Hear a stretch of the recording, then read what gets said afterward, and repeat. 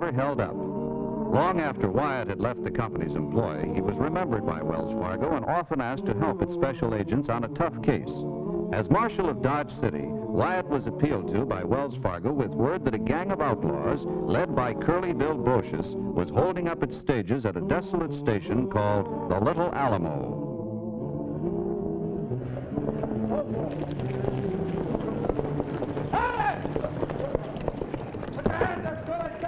Whoa! Keep them up! Get the money bag! Get the passengers' money! Dutch, cover the door to that depot! Give me that money bag!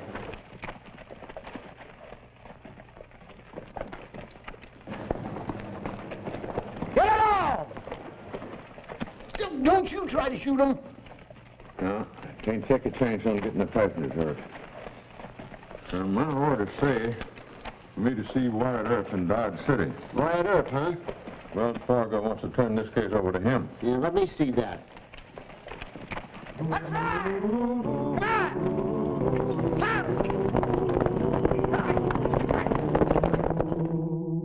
Now, here's Little Alamo, 40 miles south of Dodge, out on the edge of the bushwhacker country. This Curly Bill Brocious and his gang have pulled 3 holdups in the last month.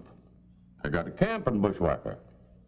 I'm afraid it'd take a small army to run them out. Well, it's my job to help go after him. No, the company asked me to go as a personal favor. I owe Wells Fargo for giving me a job when everybody else said I was too much of a kid. Now, you ought to be able to understand that, Mr. Masterson. Yeah, I sure do. But I still think... You and Mr. Dunbar will have a crack at him. I'll just be a chunk of live bait trying to lure Curly and his boys out in the open. I want you to put a piece in the newspaper saying that I've gone to the Little Alamo to investigate the holdups. And tip Curly Bill off? We'll bushwhack you, Wyatt.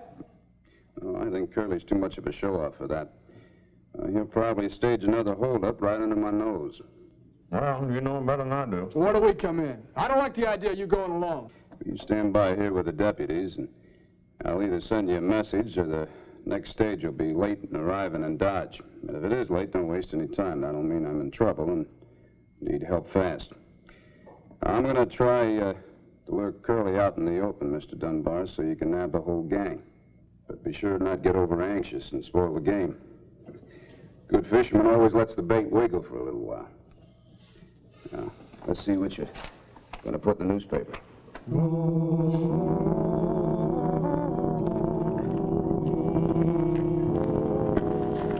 Hey, Dutch, what's the hurry? They carry it in the boot. Don't ask me why. They have for years. It's just one of those things. There's other places to hide it. Hey, boss, look at this. What is it? What's the matter?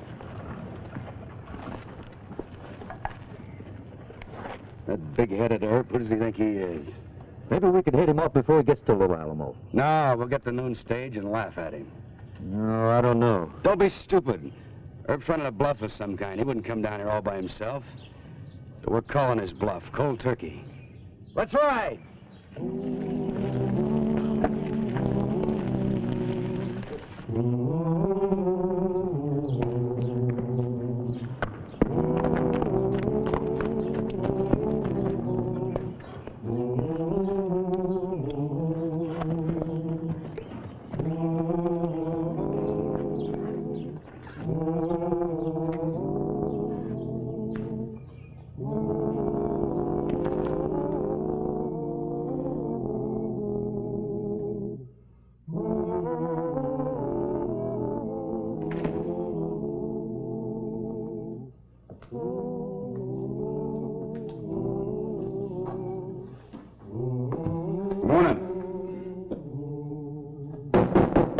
Howdy.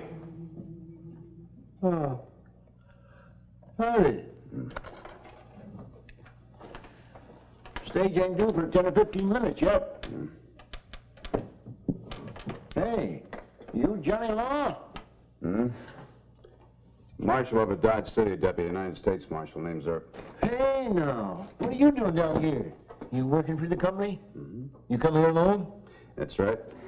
You must be Mr. Todd. Huh? Yeah. And you must be a fool. Curly Bill and his boys are working this here stretch of road. You need a posse, or the 7th Cavalry. Well, that settles it. I've been threatening to quit this job for 27 years. Now I'm quitting. Suit yourself. Oh, I've heard about you. Considerable of a man. Yeah, fast with them guns. But I ain't staying here to see you get killed. My back ain't strong. And I won't dig your grave. Wells Fargo. Too cheap to send a posse.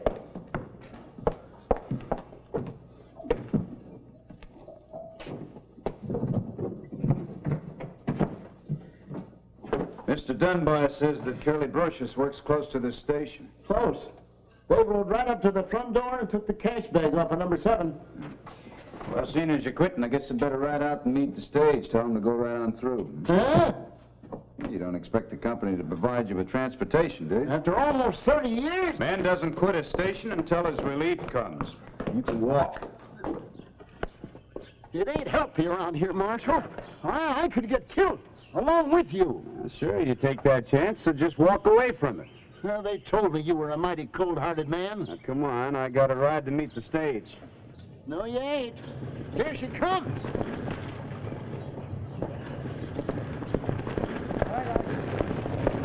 Another hold up. Shotgun guard is left. All right, hold.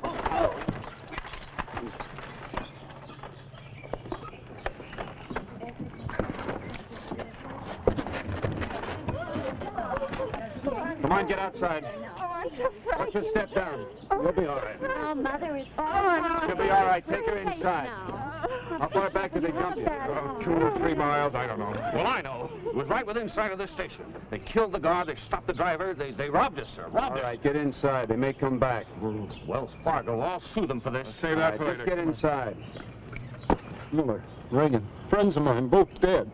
I'm sorry, Mr. Todd. You go get my rifle and saddlebag off my horse? Thank you.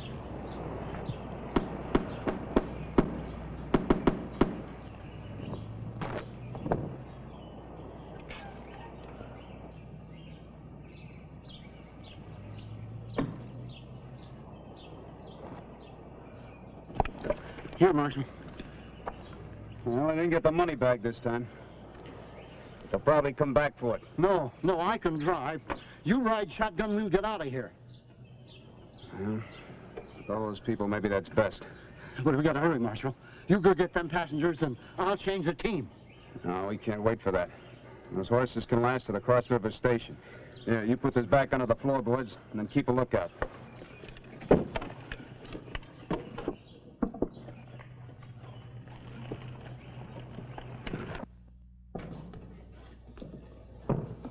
I'm sorry, folks, but we should be hitting the road. Now, Mr. Todd will drive, and I'll ride shotgun. Oh, indeed. And who are you? My name's Earp. I'm a marshal of Dodge City. I see the star. Why didn't you stop this? And why aren't you out chasing those robbers? You know, you people being here make it a little awkward. I think the best move is to get you to Dodge City. Not me. I stay right here until Wells Fargo sends a posse to guard us. My mother isn't fit to travel, Mr. Earp. We'll wait for a posse to guard us, just as Mr. Jones said. I'm sorry, ma'am. We can't do that. What? No, they didn't get the money bag. It was hidden beneath the floorboards. It was. That's right, and I think they'll come back for it. All right, give it to them. I can't do that either. No, if we stay, I'll have to bring the money in here. If they come after it, I'm going to have to try and fight them off. That's nonsense. Preposterous. Young man, I've already risked my life once. Let them take the money. It's insured. How do you vote, mister? I'm staying here, friend. All right. I can't force you to run for it. Marshal, there's dust is spotting up, and we shouldn't waste a second. These people insist on staying here. I'll go get the money. You silly fools, he offered to run you out of danger. You can't stay here. Why not? Curly Brocious is coming, and Earp will turn this place into a fort. Oh, no. That's stupid. All he has to do is give them the money. You don't know him. Earp's a fighting man, and he'll stay here and protect that money until the last one of us is killed.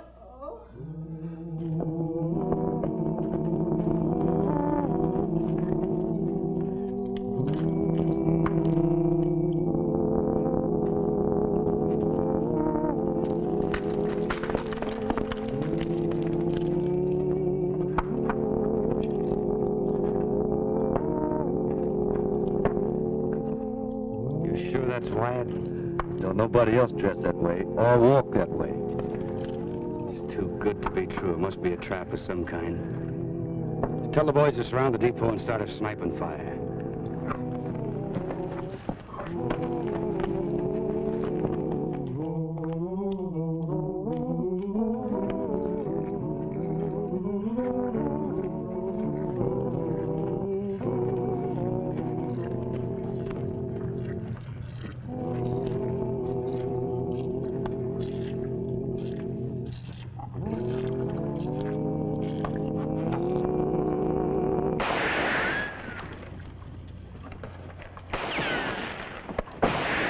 Fire the door! You people get in the other room! I demand that you give those men that money.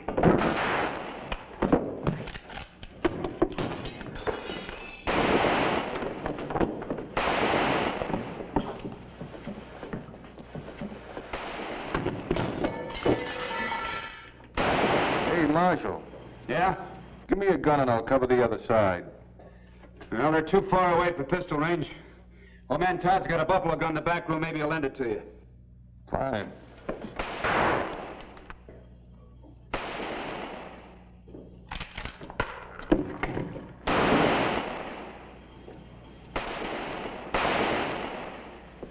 Where's your gun, Pop? What do you want it for? The Marshal needs help. I don't lend my gun to nobody. All right! Well, hold that fire! What's that about?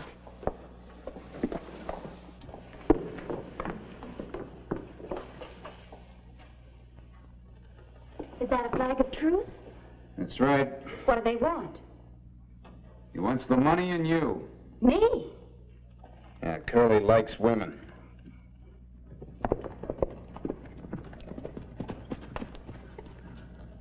All right, Ringo. Start talking. I'm listening. Curly said throw the bag of money out here. He wants the girl out here, too. Then he'll let you all go. Well, you ride back and tell Curly he's a liar. And tell him anything he wants in here, he's going to have to try and take it. Have it your way, Herb. If you can.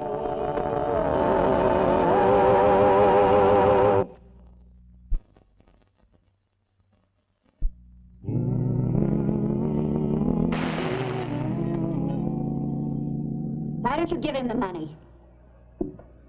What a man comes after with a gun, I don't give. They agreed to let us go. You're risking all our lives. Where are you from? Los Angeles. It's in California. Yeah, I know. My folks are from San Bernardino. How very interesting.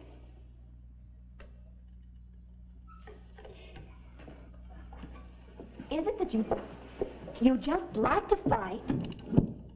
Nothing you said so far makes any sense to me. Mama can't stand much more of this. She's got a weak heart. Want some water? Well, what'd your mother think if Curly Bill came and got you? Even an outlaw wouldn't do that. You're trying to frighten me with cheap melodrama. Of course, you're from Los Angeles. You know outlaws a lot better than I do. You better go take care of your mother.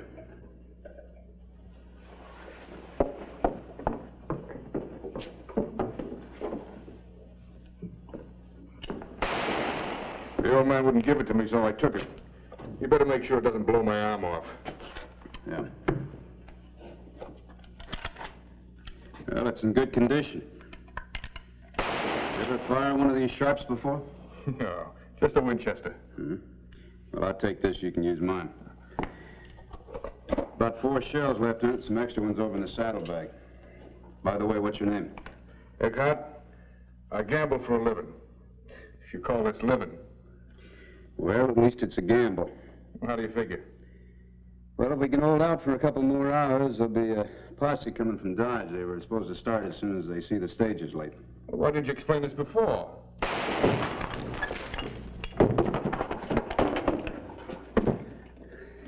We'll be needing water. I'll try and get to the well. Give me that rope.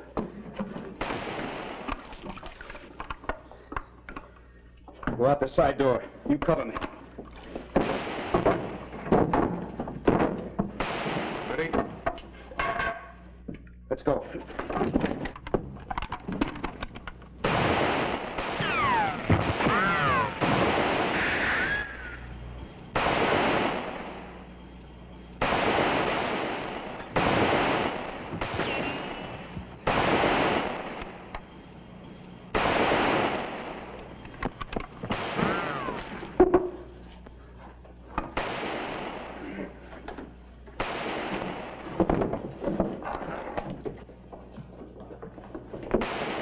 Mr. Eckert! What's wrong? Go get a blanket or something. He's dead. And it's all your fault. I'll take the blame, but not from you. Mr. Eckhart was a brave man. I said get a blanket!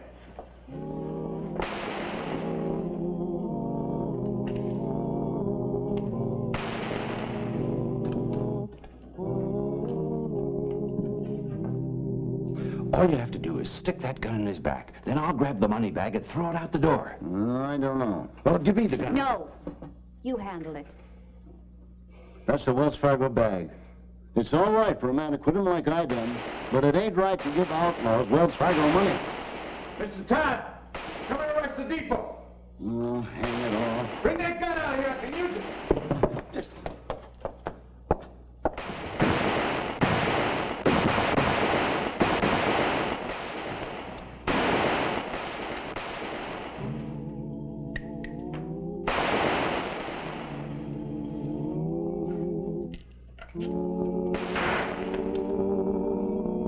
The outlaws!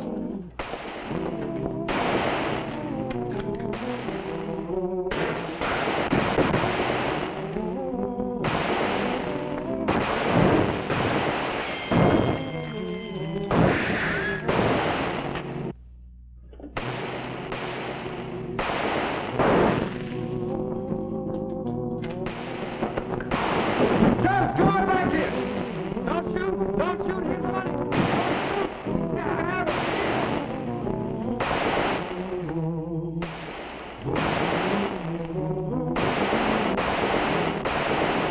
He's giving the money back! Dirty thieves!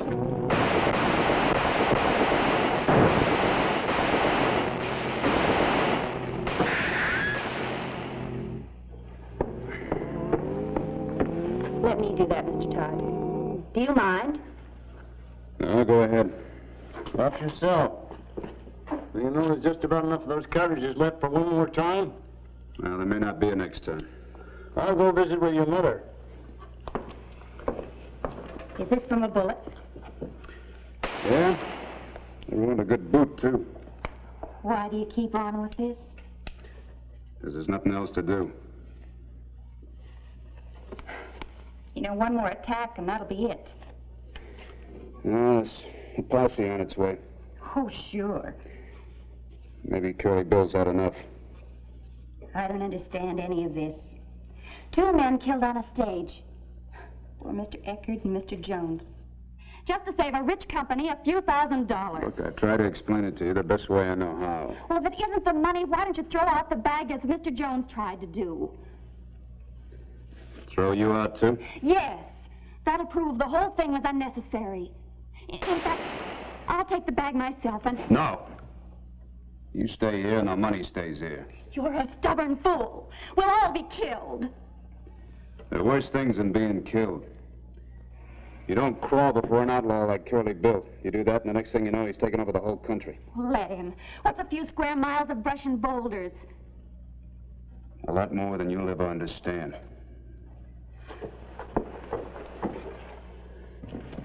How we doing? We lost 3 boys. 3 more shot up pretty bad. You want to try it again, Curly? I want her dead. And I want that girl alive.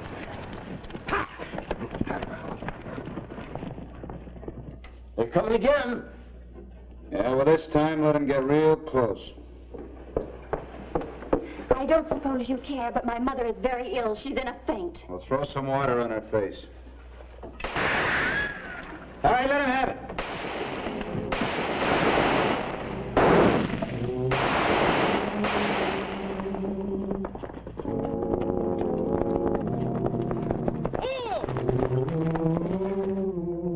We keep up this galloping, we're going to kill some horses. I don't see anything to stage about. I'm sure Rip's in trouble. All right. Well, right over they drop. Come on.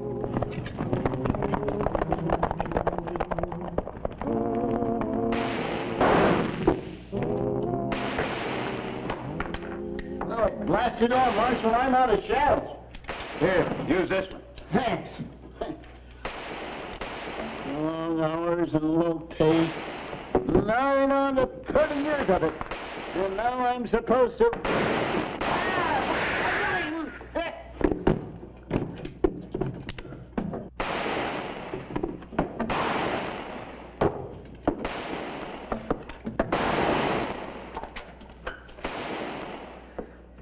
punch in the shoulder. Here. Put your hand on that, you'll be all right. That's it. Press it hard. That's it. Press hard. Nice.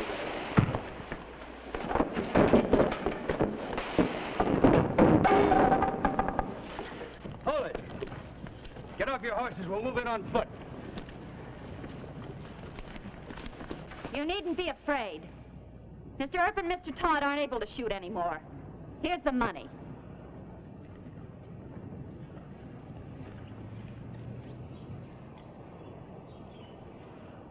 My mother's ill.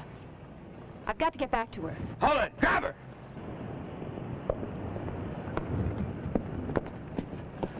Curly, let's get out of here. There's a posse coming. Don't get nervous. I want Earp, too. Take care of this.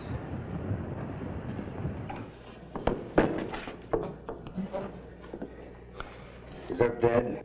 Yes, you blasted murderer. I'll take a look. You stupid old man. Kurt, Dragmore shot me. No wheels got turned. That pussy's not 3 minutes away. Bring the girl along. Use your head. We gotta ride fast. Turn her loose. We got the money. That's the main thing. Let's go!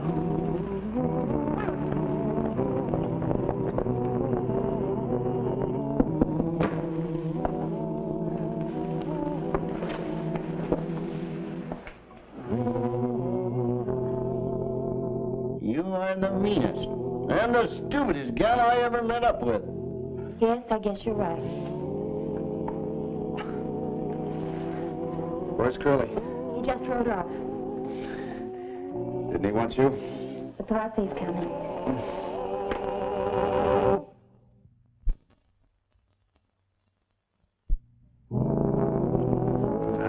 What's that arm? Here you go, Mr. Todd. Thanks. Come on, man. Thank you, Mr. Earp. Watch yourself. You know, you're a brave man, Mr. Earp. But I still say it wasn't worth dying for. Well, I guess I'm old-fashioned. Come on.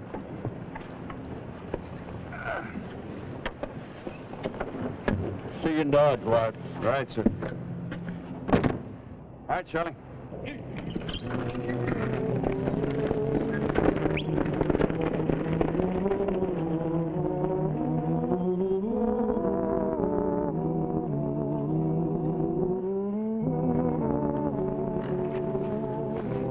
You know, Mr. Dunbar doesn't blame you.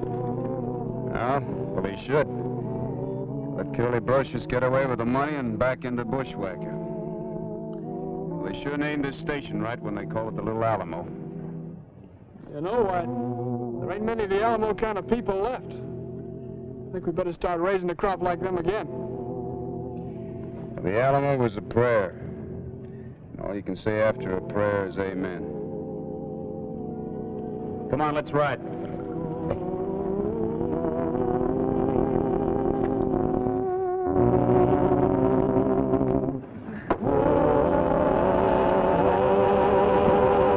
I could, but nobody'd listen. I wish everybody had that attitude. If they did, I wouldn't have to work at all. Good morning to you, Matthew. Morning.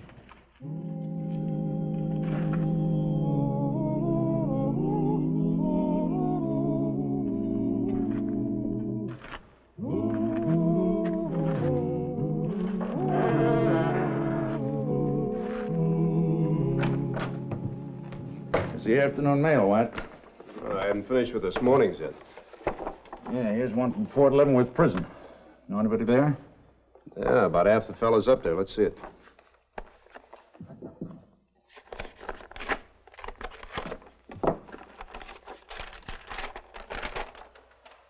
It's from the warden. Says somebody by the name of Colby was discharged from there a couple of days ago. Thought I'd like to know about it. Colby, is that name familiar to you? Fred Colby? Yeah. Yeah, I know him. Went to school with him and his brother. Wonder why the warden would think I'd be interested in knowing about his discharge. Fred was sent to prison about 4 years ago. He confessed to robbing a stagecoach. I don't think he did it. I think he was shielding his kid brother Larry. Larry. Larry Colby. Now, that name's a little more familiar.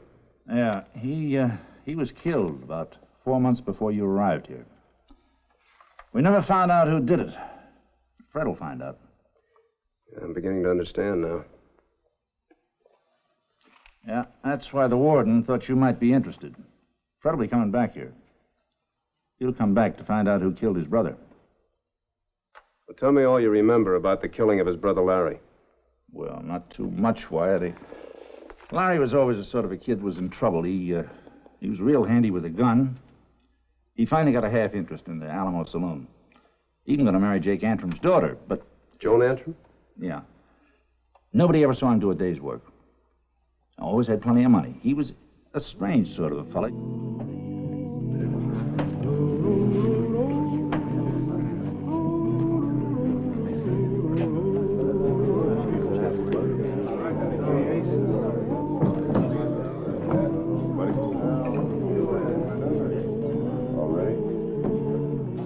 Place your bets, please.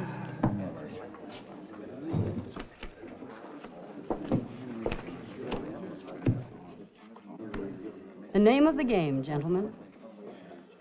Something you want, Marshal? I'd like to speak to your father. I think you'll find him in his office. Thank you, Miss Antrim.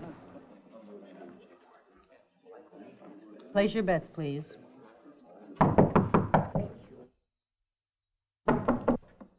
Come in. Oh, Marshal Earp. Well, I presume I won't be needing this.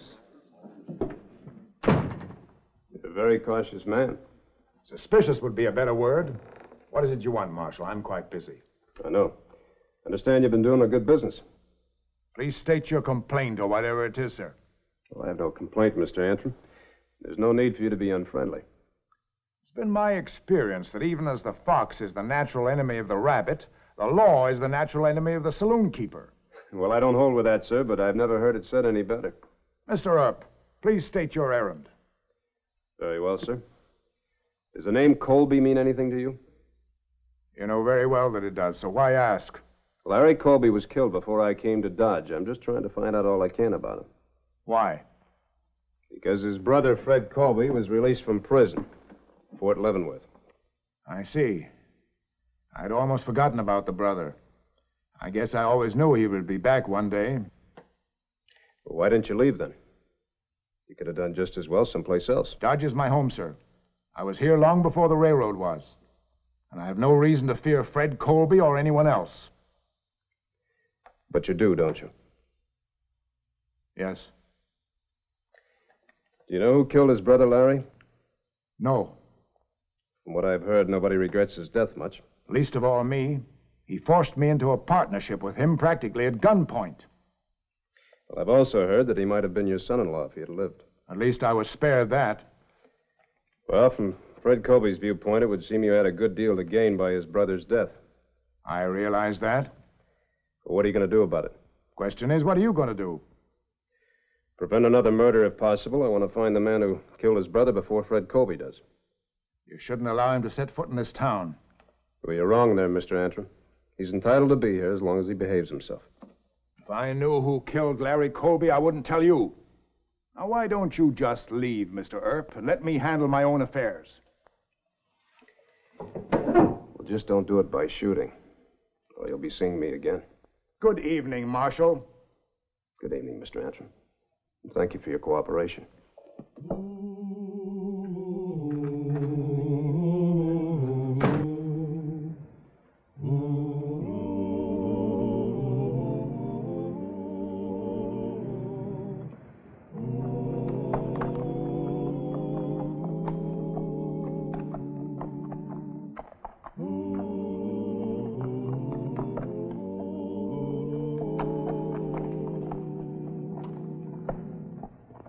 Good evening.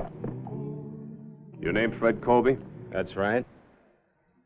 I understand you've come here to kill somebody. If what I've heard is true, Mr. Colby, I suggest you turn around.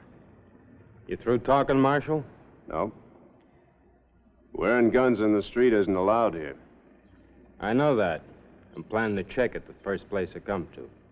Look, Mr. Colby, if a man needs to be punished for something that he's done, that's the law's job, not yours. First place, you have to prove it, and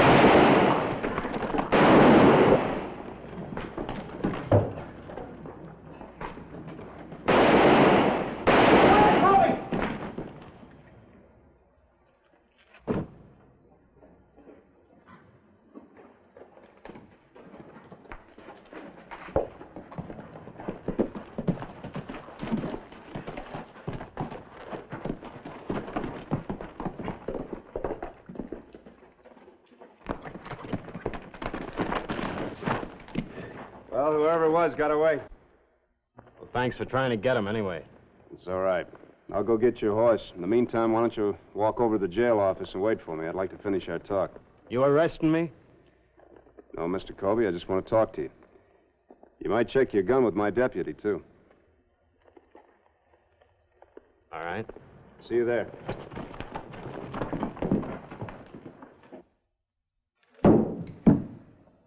Well, do you have any idea who it was? Seems clear to me. The man who killed my brother is trying to kill me. It's mighty short range to miss with a rifle, if it was a miss. Seems to me like whoever it was just trying to scare you. I doubt it. Good evening, Marshal. Mr. Colby, before you go, I'd like to tell you once more. Don't try and take the law in your own hands.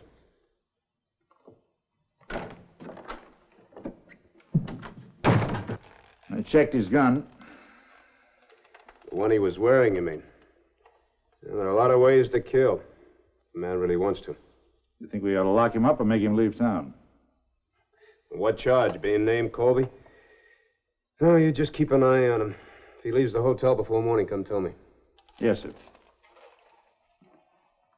Hal, don't plan on preventing a crime by shooting Colby. A deputy can be just as guilty of murder as anybody else. You know I wouldn't do a thing like that. I know, Hal. You want to keep the peace just as much as I do. Just don't let it bother you. We'll do the best we can. Sure. Night, Wyatt. Good night.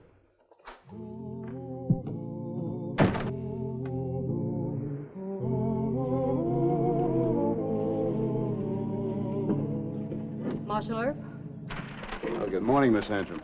Good morning. I'd like to talk to you, if I may. Of course.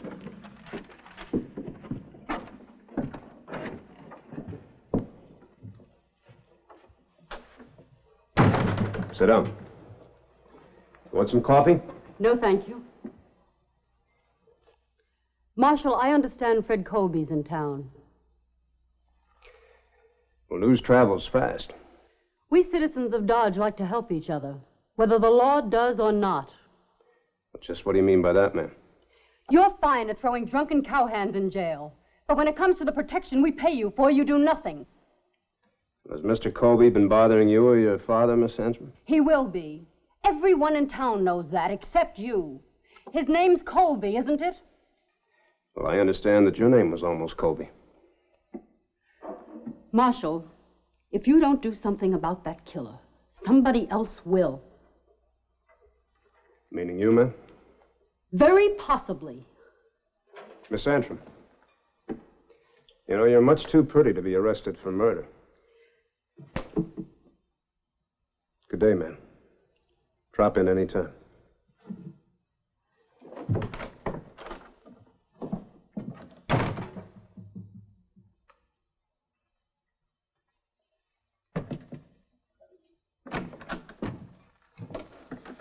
Colby just left the cafe down the street. He's headed for the Alamo Saloon. All right. I'll go around back of the saloon. You stay on the street. If there's any shooting, you come on in.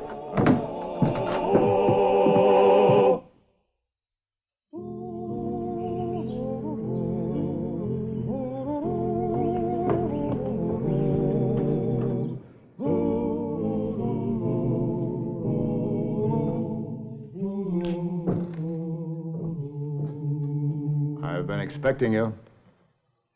I imagine you have. Well? You know why I'm here, Antrim. To kill me, I suppose. You killed my brother. I didn't, but he deserved killing. He was your partner. Sent me a copy of your agreement with him. Do you have it with you? Yeah. I'll buy it back from you. All right. Does $3,000 sound like a fair price to you? That's, more money than I ever had. You're entitled to your brother's holdings. I certainly don't wish for another Colby as a partner. And since you can't buy me out, I'll buy you out. You mean buy me off, don't you? Do you want the money or don't you? I'll decide later. In the meantime, I'll do what I came here to do. Find out who killed my brother. You're the man I'm looking for. All the money in the world won't save you. Miss Antrim, you're under arrest for attempted murder. Father!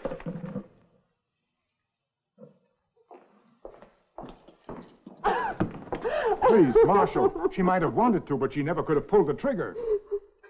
That'll be decided by the judge, Mr. Antrim. Did you really mean to kill me, Joan? Yes, Why? because you're a Colby. The same dirty, rotten breed as your brother. I don't understand this at all. When I left here, you and Larry were in love. You were going to get married. He never loved anyone but himself and money. He was a cruel, vicious killer, and you're no better. Miss Antrim, did your father kill Larry Colby? Did you? No, but I wish I had. I wanted to, more than once. I'm sorry to hear that. It changes nothing as far as I'm concerned. I'll find my man no matter how long it takes. Turns out to be your father. I'm sorry for you.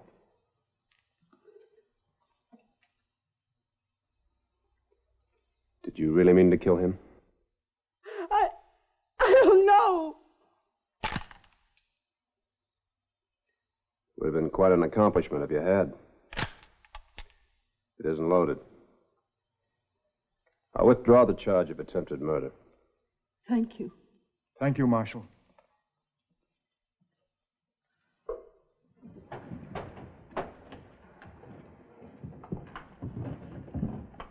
Well, Marshal, I'm indebted to you again. No, you're not. Wasn't loaded. I don't really think she hates you, Mr. Colby. I just think she's worried about her father. Maybe she has reason to be. Thanks, Marshal.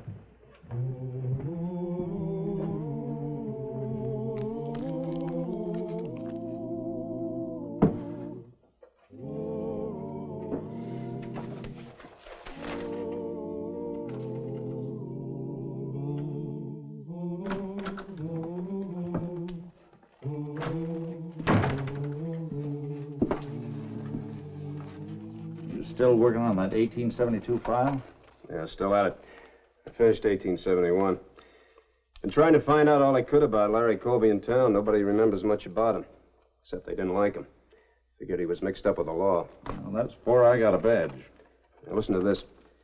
He was drunk and disorderly a half a dozen times in 71, arrested on suspicion of horse stealing in April 72, released for lack of evidence. Wounded 2 men in a gunfight in June 72, self-defense. Killed a man in September 72, self-defense. Found dead the same month by person or persons unknown.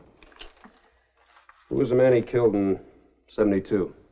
A 19-year-old boy. Colby goaded him into drawing, then killed him. Hmm. Did you see it? No, only 2 people saw it. The sheriff at the time and the boy's father.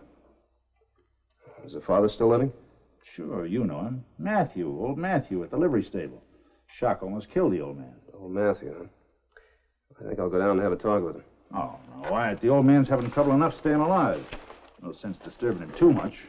I'll try not to.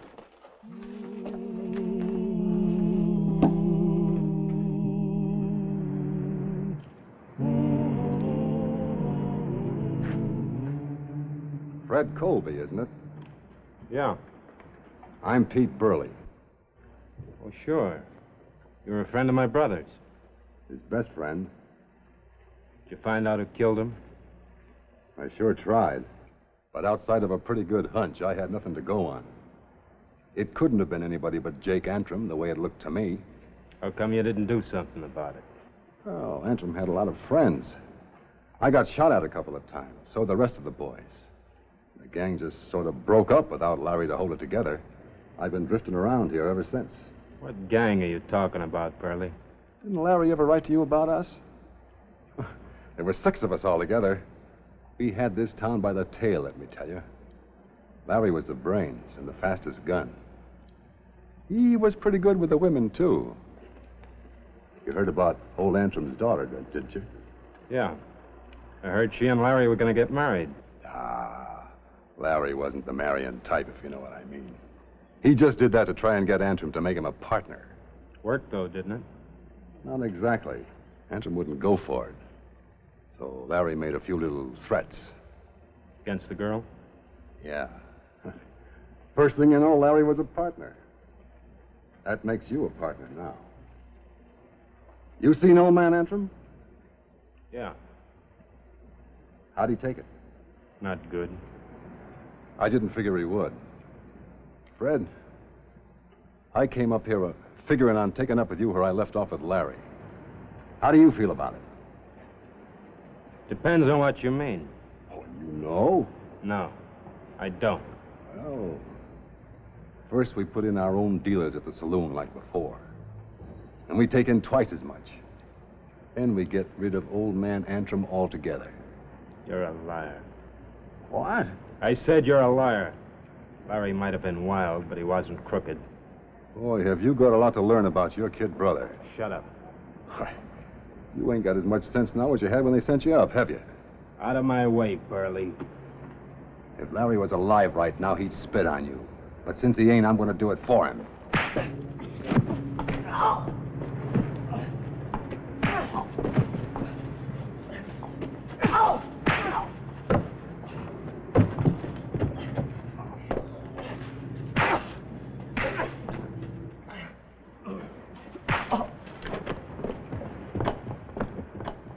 Outlet! We're under arrest, Colby. Get over to the jail, both of you. Come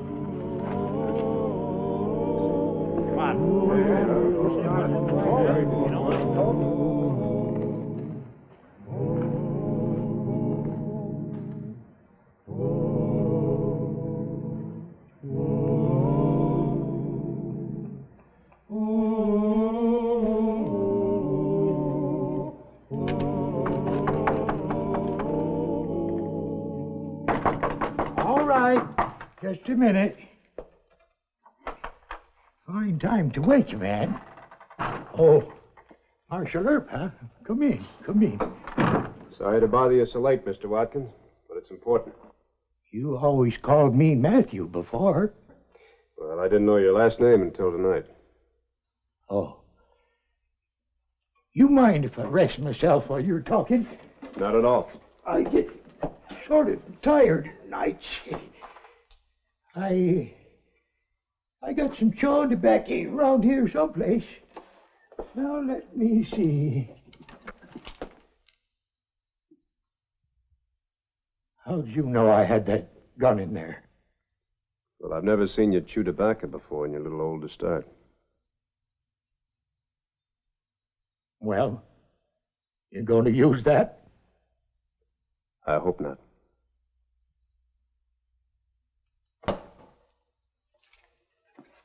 I never murdered nobody. It was self-defense. And I wasn't trying to hit that Alder Colby last night, neither. Just scare him. Why'd you cut down on me just now? I guessed you'd figured it out. Was coming to take me in. Then I figured I'd never be taken off to hang for killing a snake like Larry Colby. But I guess it don't much matter now, one way or t'other. Anyway, I couldn't shoot you. You always been good to me. Mr. Watkins, I want you to come with me for a little while. I want you to talk to Fred Colby.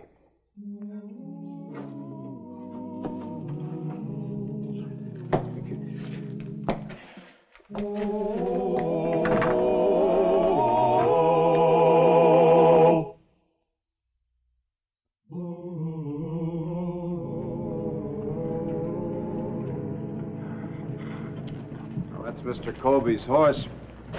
It's all saddled up. Looks like he's getting ready to leave town. I was afraid that he was pretty upset last night when old man Watkins told him the truth about his brother.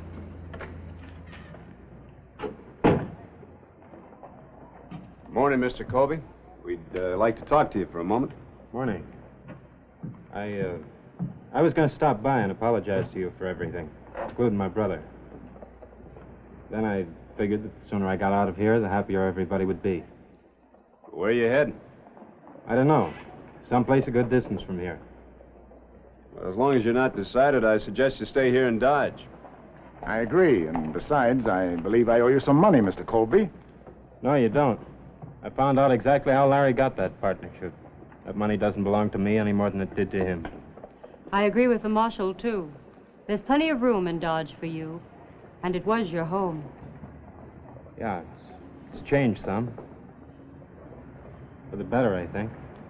Then you'll stay? Thanks. I'd like to think about it.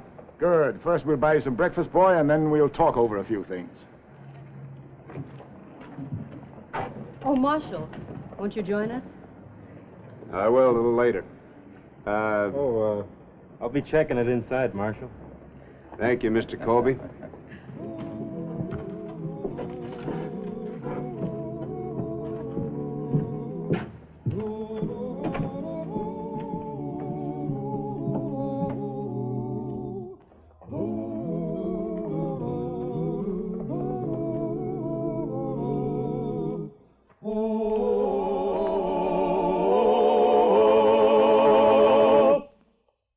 Well, he cleaned up the country, the old Wild West.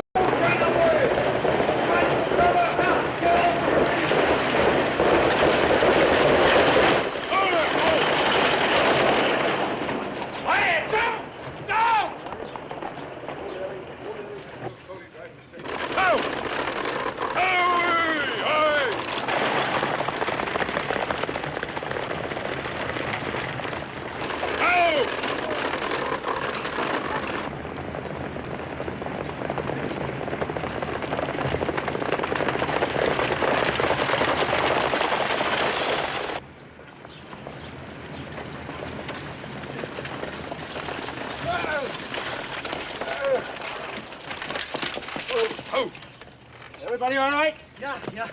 That was completely magnificent. Well, howdy, Wyatt. You didn't let us down. Bill Cody. Yeah? Well, I be. Hey, what's the idea? Idea? You suspect me of something, Wyatt? Well, now, you don't expect me to believe that this was a real runaway, do you? You had these in your hand all the time. Well, Wyatt, I was trying to stop them. Oh, I did my best, but they're mighty spirited animals. Now, you listen to me. Even though you're a good friend of mine, and even though everybody loves Buffalo Bill, you got no right to endanger the lives of... Well, Marshal, we meet again. Are you, Wyatt? Mr. Buntline. Well, Mr. Ned Buntline. So you're in on this, too, huh? Yeah, I'll explain about it later. Come on down, Prince. Come down here and meet the finest marshal in the entire West. Thank you. Your Highness, may I present my very good friend, Marshal Wyatt Earp of Dodge City, Kansas. I'm honored, Marshal. How do you do? Marshal, you have just shaken hands with His Highness Prince Karl Otto Maximilian Francis Wilhelm of Schleswig-Holstein. That's in Germany. Oh. Thank you, Marshal, for saving my life. Ich bin sehr dankbar. Well, I'm happy to know you, Prince, but as far as saving your life is concerned, Oh, the Marshal is a very shy man. Shy and modest at all times.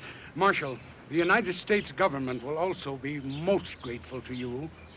Yes, because the Prince is traveling all through the West as a guest of the United States government, with Mr. Cody and myself as personal guides. Well, I'm beginning to understand now, Mr. Buntline. I knew you would, Mr. Earp. Marshal, I have heard that your town of Dodge City is most unbewunderbar. Wild, I think. Wild. And that you are always busy shooting bad men. Well, it's not quite as bad as that, Prince, especially since I have the Buntline special. Oh, that's a gun that Mr. Buntline gave me. Oh, now you see how modest he is. Now, Wyatt, what do you say we get His Highness fixed up with a hotel room, and then you and Mr. Buntline and myself can spend a little time talking together while the Prince rests up for one of Dodge City's wild and woolly Saturday nights, huh? Good. I'd like to talk to you, too. About several things. Well, here we go, Your Highness. There we go. What I should really do is charge you both with disturbing the peace, endangering the life and limb of citizens, to say nothing of what... Now, Marshal, you know that neither Bill nor I would do anything to injure innocent people. I had control of them horses every foot of the way, Wyatt. Yeah, and didn't we send a rider well ahead to warn everybody off the street? course, we didn't figure on you being so handy, though. Oh, that was a real bonus, Wyatt. You stopping that runaway like you did. Of course, it wasn't a real runaway, but then you didn't know that. And that's another charge. Endangering the life of a peace officer unnecessarily. I could have busted my neck. Oh, I'd just hated to see that, Wyatt. Oh, that would have been terrible. Of course, we would have sent you flowers, wouldn't we, Ned? Of course.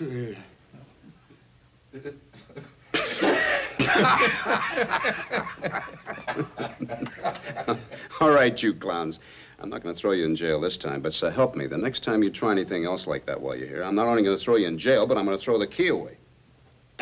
Well, Marshal, that's what we want to talk to you about. You see, with your help, we want to stage a fake gunfight. Absolutely not. No. We brought blank cartridges. Nobody can get hurt, particularly if you're there to No. Now, look, Wyatt, we promised that prince a look at some real Western wickedness. Look, I don't care what you promised him. It's hard enough to keep peace here without inventing that kind of excitement. No, sir. If the prince needs excitement that bad, you're just going to have to take him someplace else. I'm sorry, gentlemen. Ned is about to have an idea, I can tell. Marshal, I have the solution, but we will need your help. Now, look, my job here is to... You have no objection if we stage our little drama outside the city limits, have you? Well, it depends. Yeah. Now, just listen to this. Tomorrow, I'll suggest to the prince that he and I take a ride on our stage to Deadwood. Now, about an hour out of town, 2 masked desperados stop us. They rob us of our money. They wave their guns right under our noses. And then at the right time, you and Bill come to the rescue. The desperados try to get away, but after a thrilling chase, you capture them. You retrieve our money, you throw the culprits into jail. Now, how does that sound? Oh, that sounds real good. That sounds real good. There's nothing wrong with that as far as I can see. Huh? There's just one problem. Where are you going to get the hold-up men? Well, you got 4 or 5 deputies. You pick 2 of them, and we'll pay them well for their acting. Now, look, Mr. Buntline, I'm grateful to you for this fine gun you gave me last year.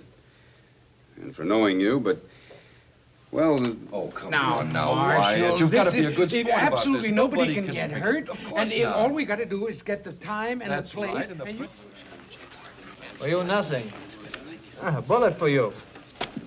You get no help. Cody, a pair of 5s. And for me, Shana Dami. Pair of 5s is high. I thought poker was an American game. Well, you see, His Highness and I have spent a good deal of time together. I'll bet 20, Prince. I don't believe that you've got that other queen. Well, it's costing you to find out, Herr Cody.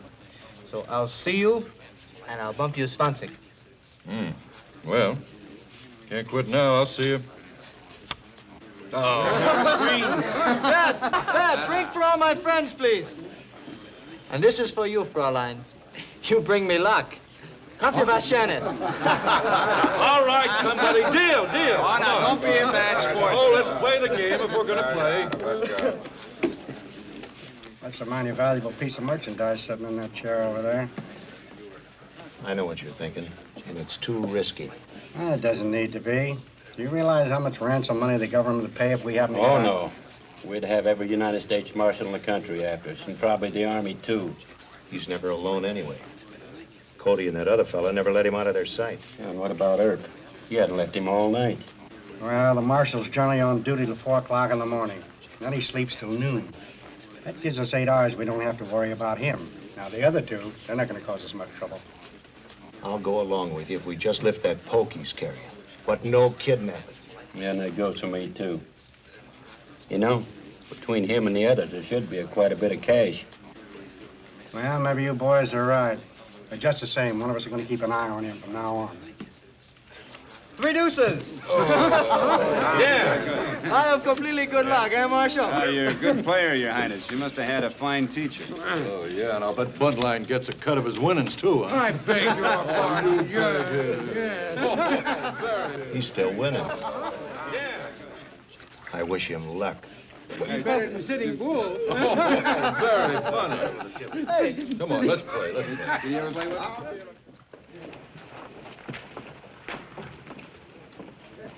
Well, There they go.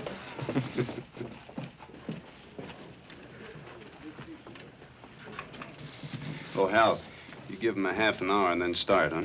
If you take the hill trail, you'll be at the road fork about the same time they will.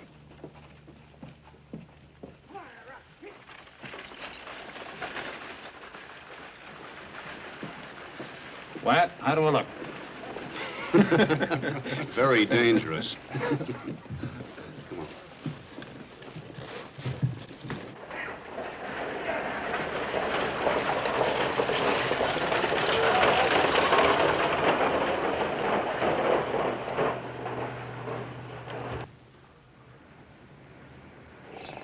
Are you sure just the two of them got on that stagecoach? That's right. Neither one of them had a gun that I could see. There it is.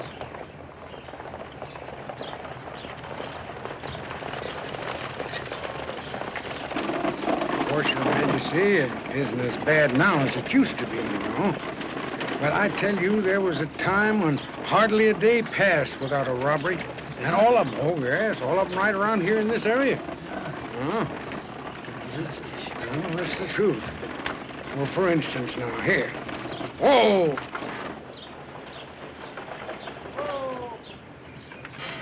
Yes, Your Highness, on this very road, I'll venture to say that more than $1 million has changed hands. Fantastic. The blood of many a good man and a bad one is mingled in this dust. All right, boys, get ready. Wait a minute. Highwayman! I knew I should have brought my gun. What do we do now? We don't do anything. These are very desperate men. Just be calm and act natural if you can.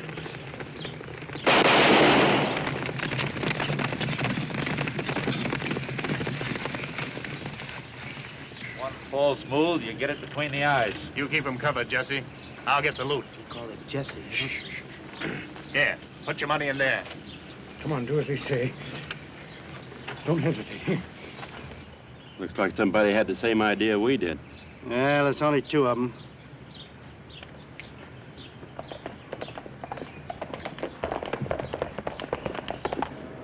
Maybe we just better forget the whole thing. Nah, let's stick around and see the fun. Don't try and follow us, you'll be in trouble. Look, Jesse, someone's coming. Marshal Wyatt Earp, Buffalo Bill Coley. Let's get out of here. Yeah! Marshal Earp! Marshal Earp! Marshal Earp! Marshal Earp! They go that way.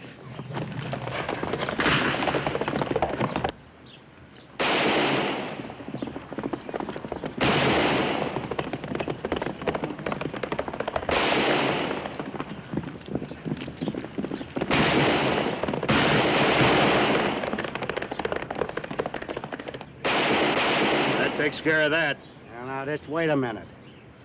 No point trying to rob them now. Their money's gone. I'm going to do what I wanted to do in the first place. Are you two with me? Now, hold on, Cagle. Come on, if you're with me. If not, turn around and ride back.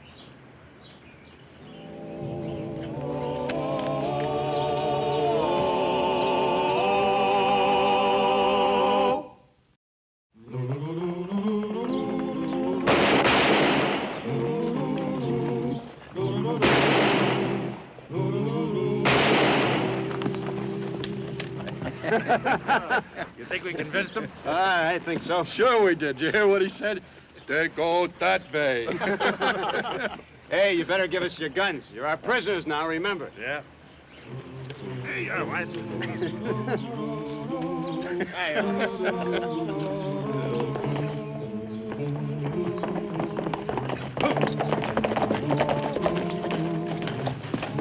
He's gone, Wyatt. You think this is another one of Buntline's tricks?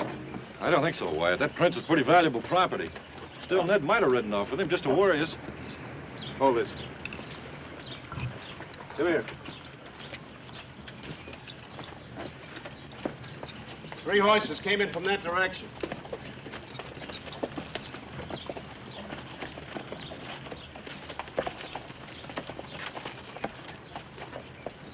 Five horses rode off that way. Is this another one of your schemes, Bill? It Did you and Buntline hire somebody to fake a kidnapping or something? If you did, I'm warning you. So help me, Wyatt. I didn't know anything about this. All right, well, let's trail them. Give them back their guns. You may need them.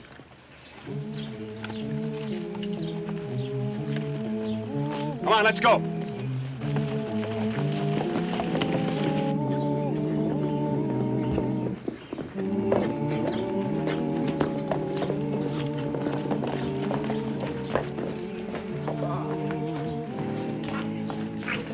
All right, get him off the horse. Oh, it's a very convincing performance, young man. Who thought of this, the marshal? Oh, sure. Get in there. Vage, you can't treat Mr. Buntline. No joke. Oh, hey, this is no joke. Who said it was? Get in there. Go if you harm that boy. Don't you touch him. I hold you responsible for that boy. Get him in there. I'll put the horses away, boys.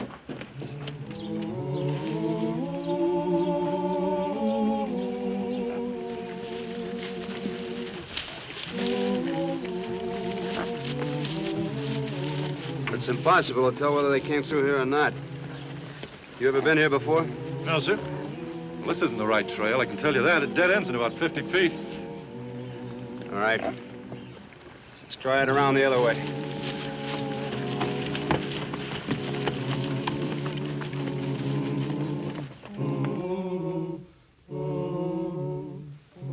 Let me hear the note now. What'd you say? Well, here it is. The prince is alive and unharmed. If you want him to stay that way, it will cost you $50,000 in gold. How's that? So far, it sounds fine. Now we got to figure out where they leave the money and how we get it without being caught. Well, that's very simple. All you got to do is exchange a note telling where to find the prince for the gold. Now, let me see. How are we going to do that? What about that other one? Ah, it was a mistake bringing him along in the first place. It wasn't a mistake. Maybe he can carry the note for us. Yeah, maybe. Somebody's on the trail. Did they see you? No. Well, let's nail them before they get close.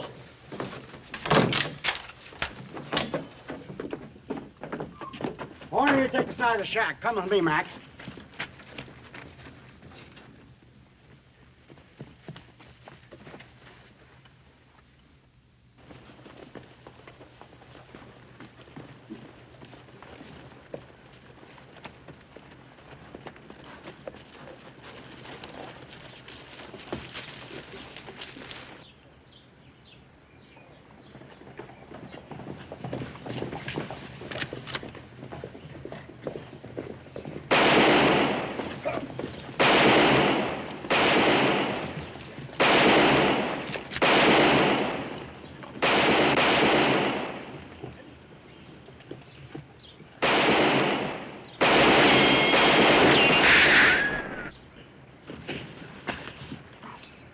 You all right? Yeah. Looks like we came the right way.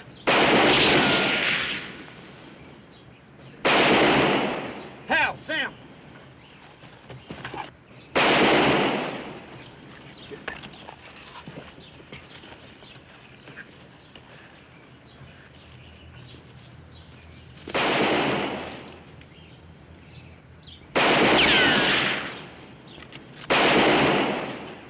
It's not bad. You lie here. Come on.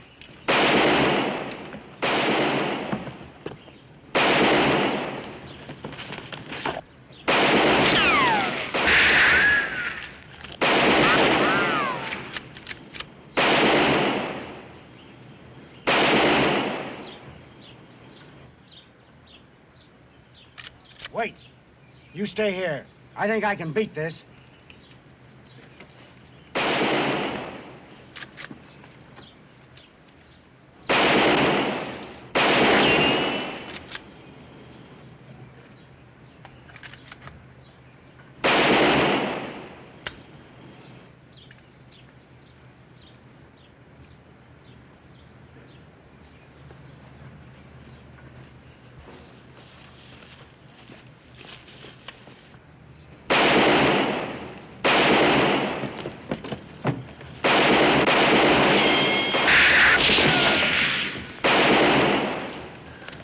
I missed mine. Did you get yours? I don't think so.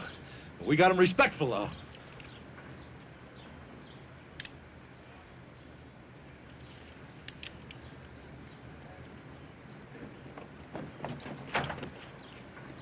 All right, Marshal.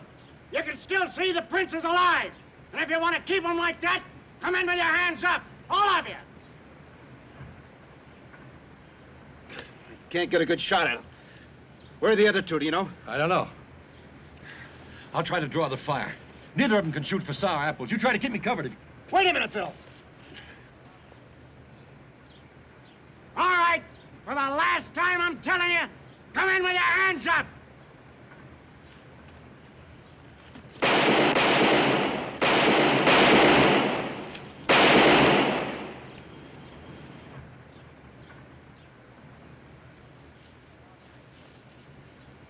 You rascals have killed my friend Wyatt Earp, and you're gonna pay for that! There he is. Get him. Without Earp, we ain't got no problem.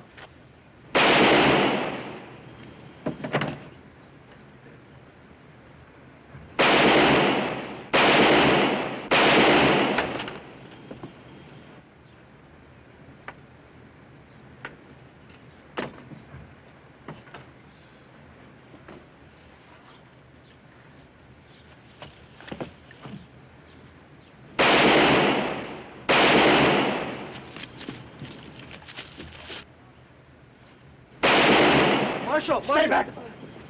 Untie him.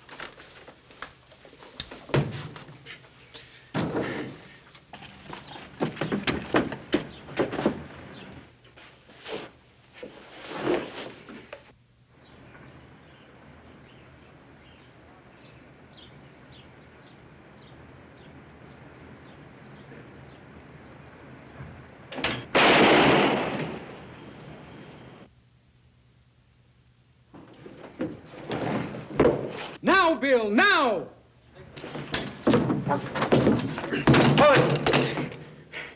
You all right, Mr. Buntline? Sure, Wyatt. Wyatt, we thought you were shot. We heard Cody say they killed you. Buffalo Bill's a pretty good showman, thanks to you. It was a trick, and it worked. But I'm finished with tricks, and you know the kind I mean. Yeah, I sure do, Wyatt. I sure do. Thank you, Marshal. Ich bin sehr, sehr dankbar. That's all right, Prince. Now, come on, let's get out of here. There's some wounded men outside. Come on, get up. Thanks, Bill. Let's go. Oh, gosh, my foot's asleep. You know.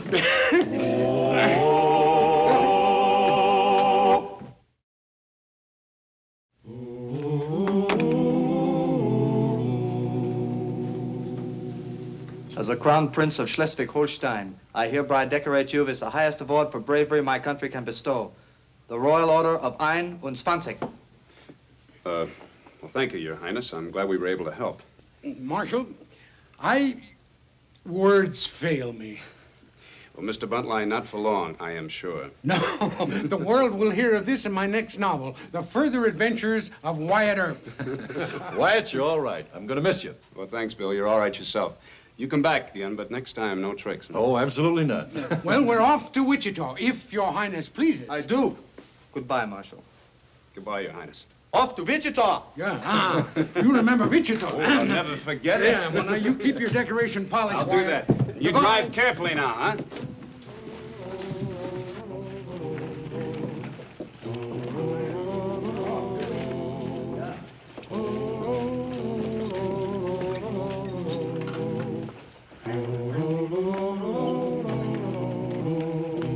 Well, boys, what do you think about the West? You think it's wild enough? Yeah, I think so, Wyatt. So do I. And I'll tell you something. If I ever agree to another scheme like we got involved in yesterday, you got my permission to put me in my own jail and throw the keys away.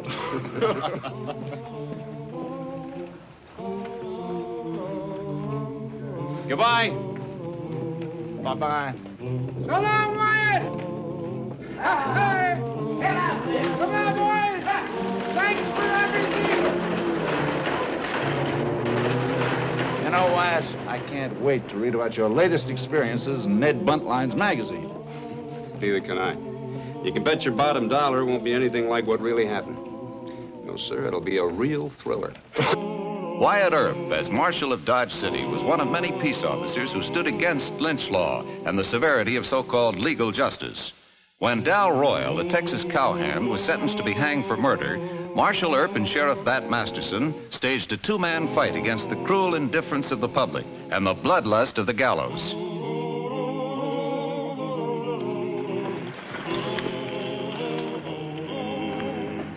All right, there he is.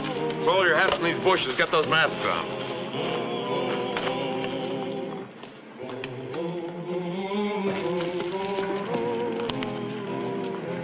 You two, take him alive if you can. I don't think he'll put up a fight, but if he does, we'll be ready for him. Move on out.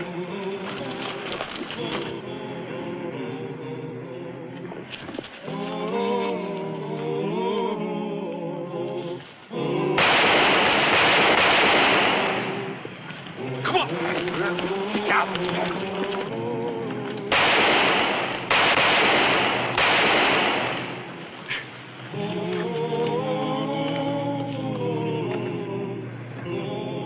Got them both, Judge. My fault. I should have ambushed him. Take off their masks and their guns. We'll hang that traitor legally for murder. Mr. Royal, this court has found you guilty of murder in the first degree. You offered no defense. Have you anything to say now? Very well. This court sentences you to be hanged. Sheriff Masterson? Yes, Your Honor. You will escort the prisoner to jail in our county seat, Dodge City, from this court in Buckland. You will execute the order of the court before sundown tomorrow. I gotta do the hanging? You're the sheriff of all of Ford County, aren't you? Well, yes, but... It's part of your duties to execute condemned murderers. Well, I just never thought... I reckon I never took that part of my job into consideration. Sheriff, I happen to be chief magistrate of Buckland Township, Ford County. You'll carry out my orders. Yes, sir. By sundown tomorrow? I'll put it in writing for you. You've heard of malfeasance in office. Well... Failure to comply with a court order could result in immediate removal as sheriff. Yes, sir. Court is adjourned. You'll wait here for this order to be written and get on your way to Dodge City.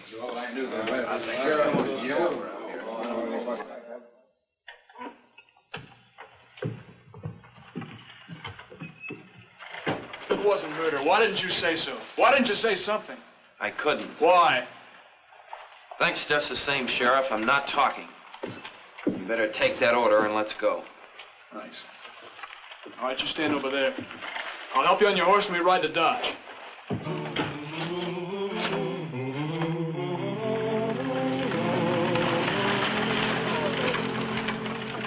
Marshal Earp. That's right, ma'am. Oh, thank goodness. I was afraid you might be out of town. Have you heard about Dal? I'm afraid I don't know what you mean, ma'am. Well, could we talk in your office in private? Certainly.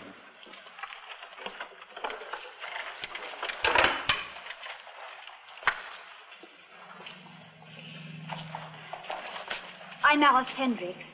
My papa owns the KT spread. Dal Royal, the boy I mentioned, was our foreman. We just got word he's in awful trouble. Come on inside. Thank you. That awful Judge Smith at Buckland sentenced him to death, Marshal. Sheriff Masterson is bringing him here. Oh, Dal wouldn't murder anybody. Even Papa admits that. And I want to hire lawyers. Do anything to help Dal. But most of all, will you help him?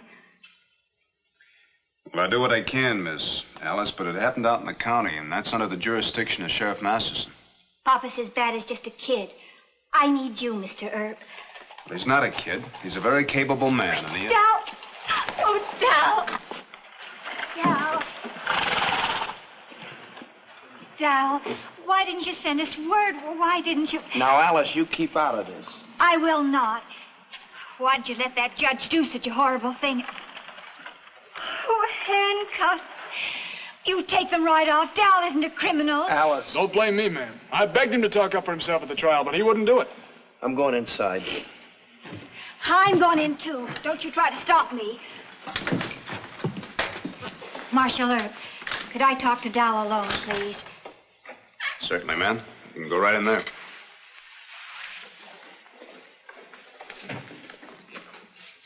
When they're finished, you book them and lock them up. Kind of pretty, that gal. Maybe she can get the truth out of him. And look what I got to do. You talked me into running for sheriff. You didn't tell me I was going to have to hang people. Dal Royal sentenced to be hanged for murder of Hanby and Tremont. Well, is Mr. Royal guilty? 2 unarmed cattlemen dead on the trail near Buckland. A lot of horse marks, one set led into town. A friend of the men pointed out Dal as having quarreled with him. When I arrested him, he'd thrown his 6-gun away. One of my deputies found it in a ditch, 2 empty cartridges. Dal wouldn't say anything.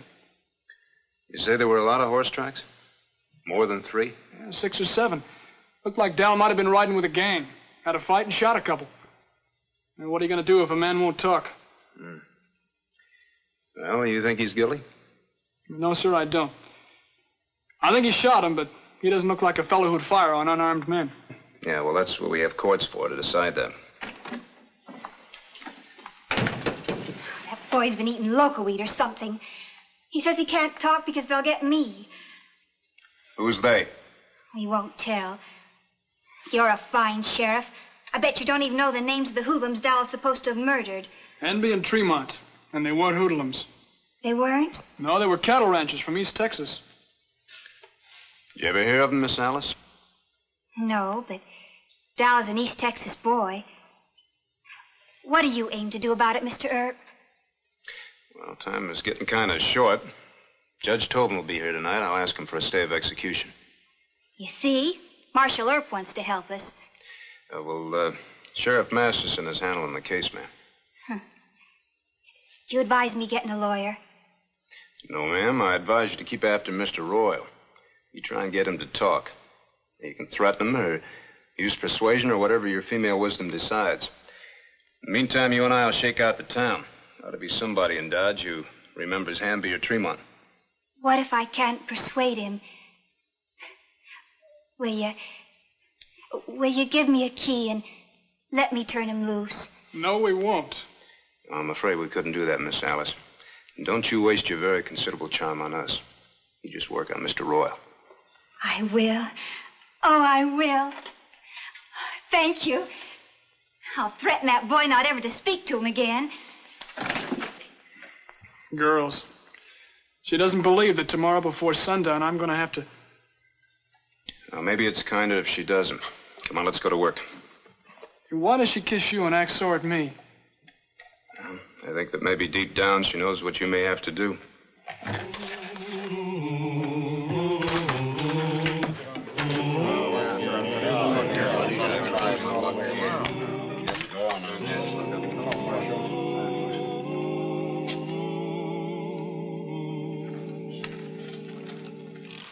Come here. What for? I want to talk to you.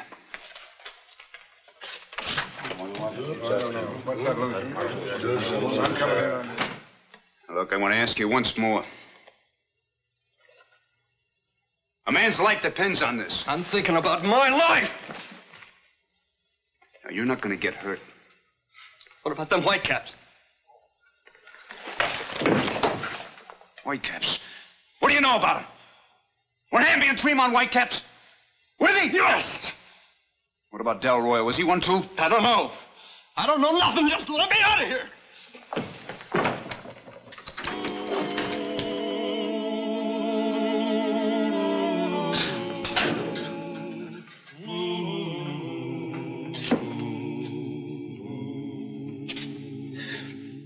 Now, Mr. Royal, we have reason to believe that Hanby and Tremont belong to the Whitecaps. What's that? You know the Whitecaps. Maybe you're one yourself. Maybe that's why... The Whitecaps are an offshoot of the old clan. Now, I got a hunch you belonged. Maybe you quit. And when they tried to bushwhack you, you shot Hanby and Tremont and rode into Buckland. Now, Judge Tobin will be here in a few minutes. If this is true, or any part of it's true, you should tell the judge. He might grant you a stay of execution. For how long? Long enough for us to dig into that Whitecap gang.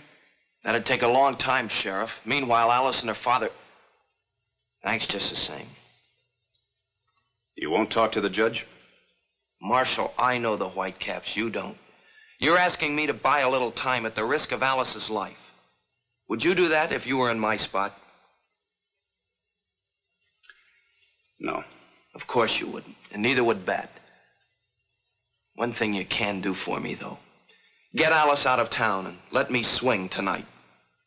No. We're going to try and break up this Whitecap outfit. With your help, Mr. Royal, or without it.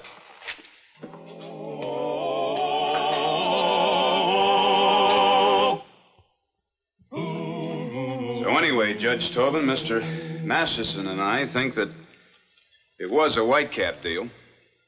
We think they framed Mr. Royal into that murder charge after failing to bushwhack him. Any evidence? No, sir, not yet. They work in secret. Yes. And I can understand young Mr. Royal's fear of talking. But I can't grant the stay, Wyatt. I'd be in immediate trouble with Judge Smith at Buckland. Sir, you outrank him. It's not that simple, Wyatt. We'd have to go to the Supreme Court or the governor.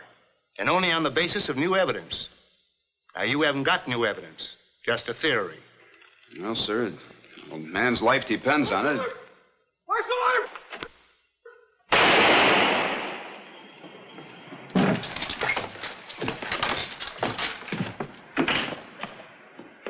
Check Front Street.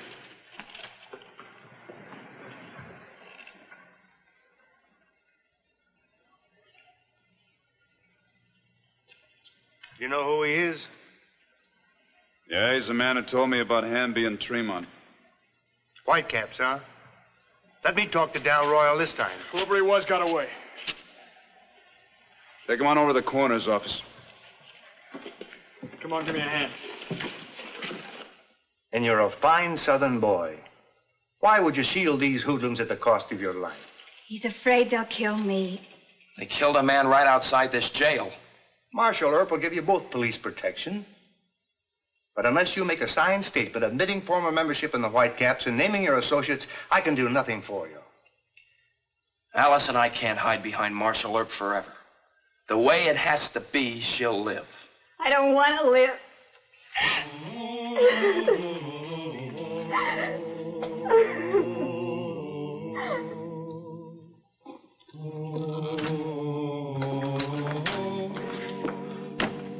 Boys never really rung the town out. No luck at all. You gone into the harness maker's trade? Yeah, I've been working at this most of the night. You're just about Mr. Royal's size. Come on over here and try this on. What's the idea? Well, I got this trick from Tom Iron. He's an old-time circus strongman. Used to let them hang him in front of an audience to prove how strong his neck muscles were. Now, he wore this harness to take up the shock. Now, the rope around his neck looked like it was rigged to be tight, but it really wasn't. Feel this hook in the back? Well, fake hanging, huh? That's right. Well, great. I was afraid I wasn't going to be able to go through with that other thing. Well, we want this hanging to look good, but not too good. We want the Whitecaps, whoever they are, to be suspicious, and this will help smoke them out. If Royal and the girl do their part. I'm not worried about them doing their part. Worried about the judges. Well, Judge Smith's over at Buckland. Judge Tobin will take your word. That's the trouble. Huh? Well, if Judge Tobin asked me any questions point blank, I couldn't lie to him. Well, I will. Oh, no. No lying. Just have to hope that the Whitecaps move fast. Now, come on, take that off.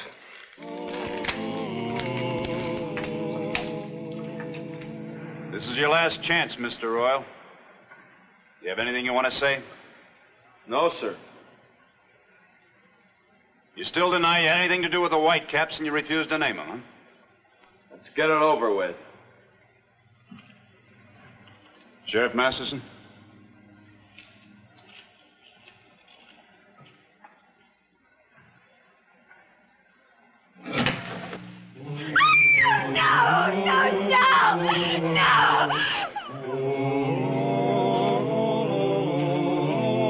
over to the office.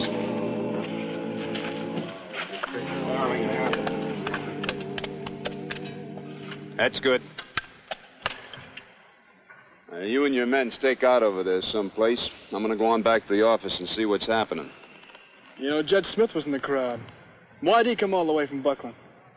Well, Pete Albright was in the crowd, too. There are a lot of buzzards hanging around. You keep an eye on that. Why doesn't he just let us make a run for it? Once we're back at the ranch, Pop and the boys will take care of things.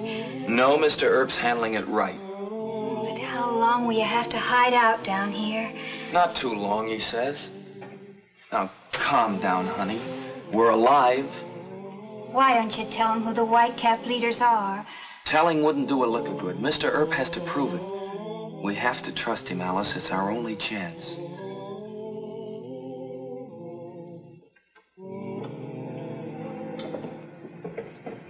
Oh, Judge Tobin.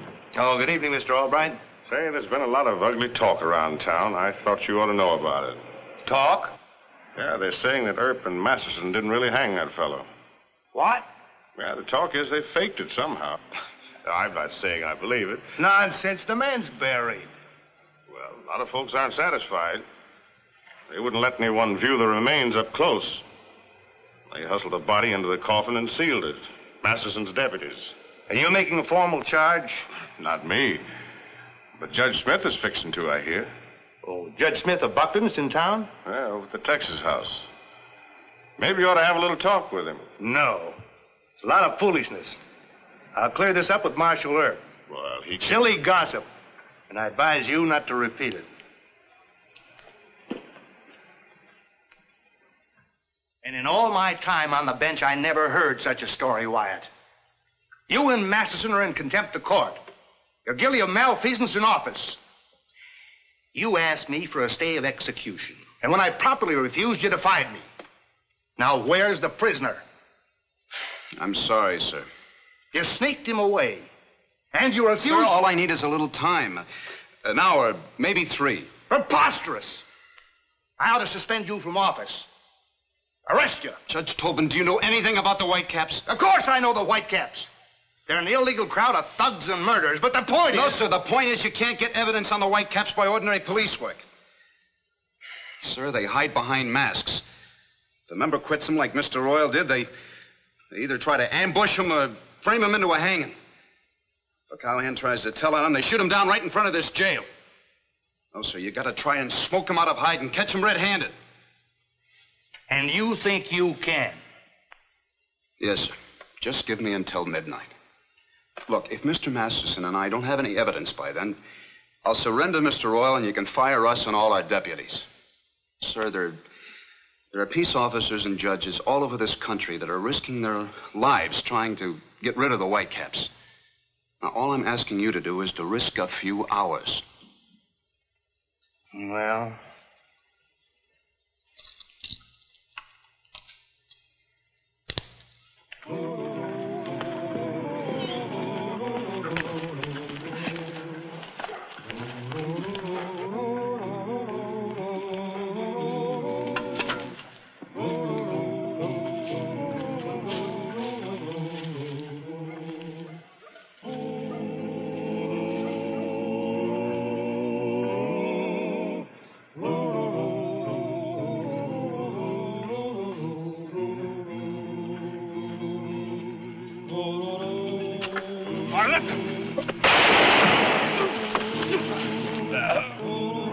Saw him before.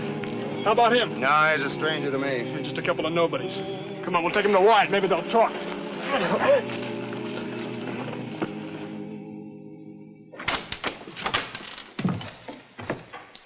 What's all this?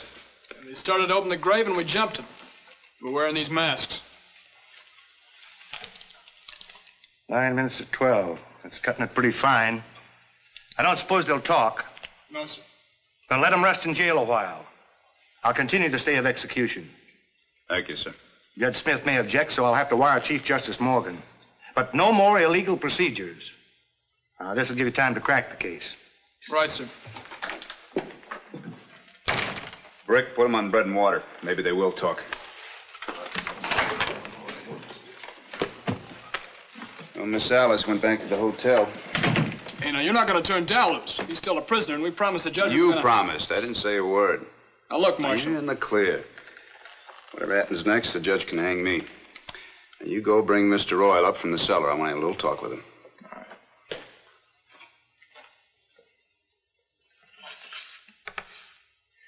All right. Now, this is the shortest trail between Dodge and the Hendricks Ranch.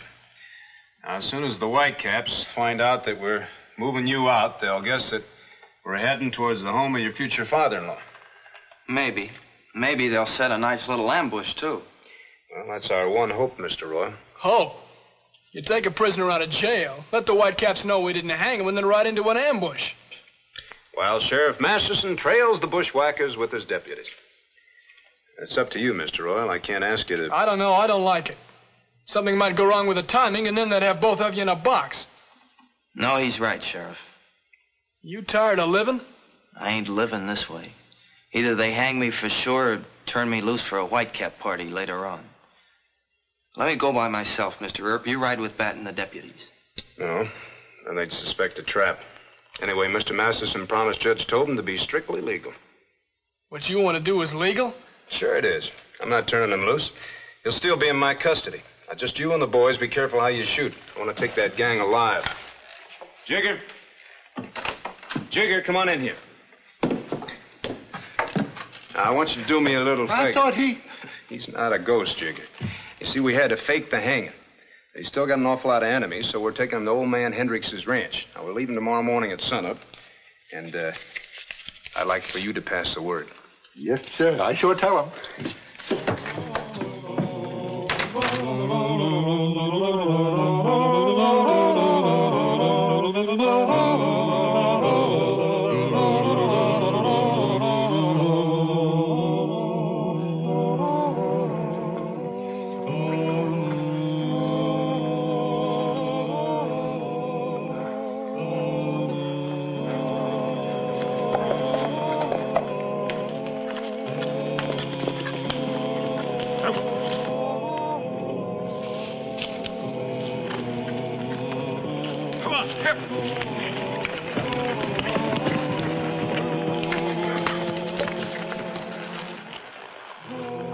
Till they jump, Wyatt?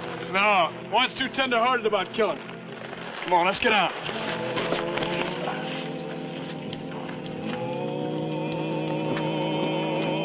All right, hold it. Drop him. No.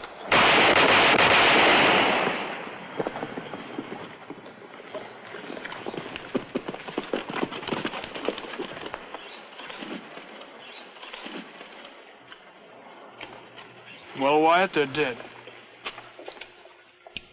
Did you have to kill him? I couldn't see any other way. Judge Smith, Pete Albright. I don't like hanging people. Better to drop them in an open fight. Anyway, they fired at me first. You made it too easy. You could have got him for you. All right. Let's load them on the horses. A couple of you men get off there and help.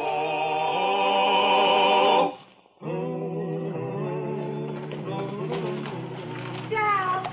Oh, Dal! Your Honor, Sheriff Masterson and his deputies had a little fight with the Whitecaps. Unfortunately, 2 of them were killed, but, well, I think the rest of them will turn state's evidence and clear Mr. Royal. Well done, Sheriff. And where were you while all this was going on? Well, I tell you, sir, I took Mr. Royal out for some fresh air. Marshal of Dodge City for very long, his fame had spread throughout the West. But fame, as Wyatt found out, is a coin with 2 sides. It is both a reward and a punishment. It brings trouble and carries responsibility. It was Wyatt Earp's fame that brought the boy Jimmy Craig to Dodge City. Hey, Gabe, will you look at that? Hey, son, where's this gun taking you? Like to break his leg, mightn't it? Hey, Ed, here's a gunslinger for you. Something on your mind, mister? I was just wondering, son, what man it is that you're planning to use that thing on. Your old man know you got his gun, sonny? You trying to pick a fight with me, mister? No, son, I'm a peaceable man. You know who this is, son? That's Ed Beatty. But not even grown men pick fights with him. I don't care who he is. He can't make fun of me. Sonny, I think that gun's gone to your head. You better take it back where you found it. This is my gun, and I can use it. Yeah, I bet. Even get it out of the holster without shooting yourself, probably. You want to try me? I'd like to oblige you, son, but you see, I'm not wearing guns. There's law in this town. You got to check 'em. I'm a law-abiding man. You can get 'em. I'll meet you any place you say. You take my advice, boy. You get rid of that cannon before you get yourself hurt. I'll take that. Glad you arrived, Marshal. He's a real dangerous character. You didn't have to laugh at him, Beatty. Why not? It's kind of funny. All right, go on about your business. All of you. Don't be too hard on him, Wyatt. He probably ain't killed more than a few. He ain't hardly had time. Wyatt. Are you Wyatt Earp? That's right. Gee, I'm pleased to meet you, Mr. Earp. I come all the way from Wichita to see you, riding on that old mule. You did, huh? Yes, sir. My name's Jim Craig. I'm mighty glad to know you, Mr. Craig. Now, what do you want to talk to me about? Well, it's business. Can we go to your office? All right.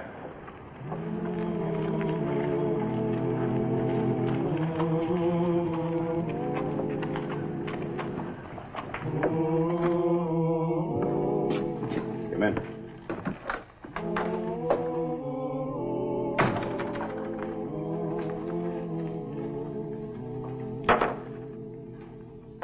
Now, what's on your mind, besides arguing with a gunfighter? That fella a gunfighter, too? Two. Aren't you a little young to be a gunfighter? What's age got to do with it? It's how good can you use a gun? You can use this pretty good, huh? Yes, sir. I've been practicing a whole year at home. Where's home? Well, like I said, Wichita. A farm right outside of town. I set up targets out behind the barn. Moved back a few feet every week. You ever tried this on a man? No, sir. Just targets and rabbits. But I'm not worried, Mr. Earp. I'm good. Plenty fast. Don't see how anybody could be much faster. Yeah. Well, I'll tell you, Mr. Craig, being fast is one thing, but you got to also hit what you're aiming at. I just got one little question I'd like to ask you. Yes, sir. Why? Why? Well, I want to be a lawman. Like you. Just like you. I heard all about you. That's why I saved up and got the gun and started practicing. Now I'm good enough, so I come here. Well, it's one thing being able to defend oneself if you have to. But deciding deliberately to become a gunfighter, even on the right side of the law. You did it. Not deliberately. Not at your age. Mr. Earp, my mind's made up. I come here to Wichita to be one of your deputies. Mr. Craig, I'm not a hero.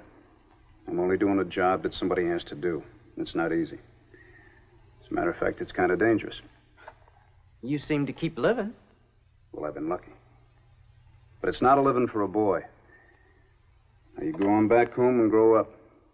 You'll think better of it in a year or two. You can't talk me out of this. Look, this isn't a plaything. The first time you pull this trigger against a real man, you're starting something that's never ended. Not until one of them ends it for you. It can end mighty fast for an inexperienced boy.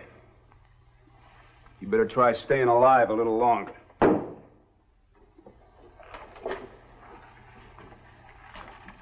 I'm asking, Mr. Earp, do I get the job? No. I need men, not boys.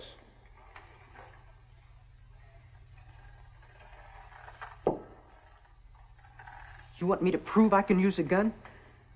You want to come outside? You threatening me, Mr. Craig? No. But I'm going to show you.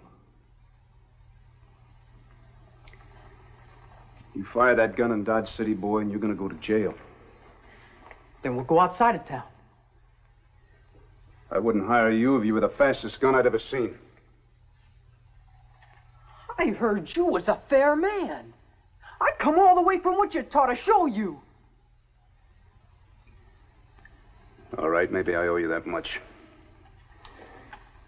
But I'm telling you right now, Mr. Craig, it's not going to change my mind. I'll pick up your shells.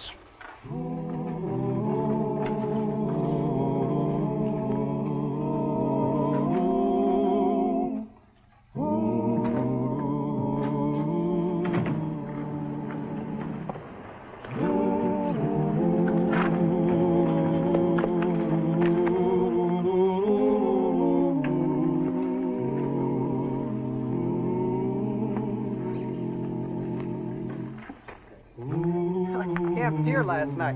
Couldn't afford the price of a hotel room. All right, you stand over there.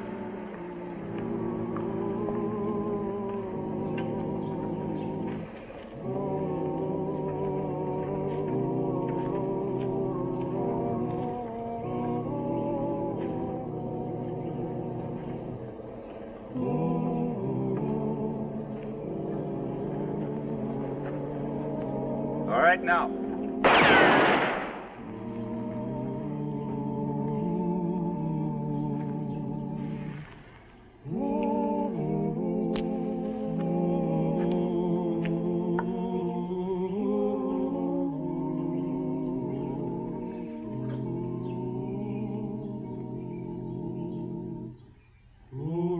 Now.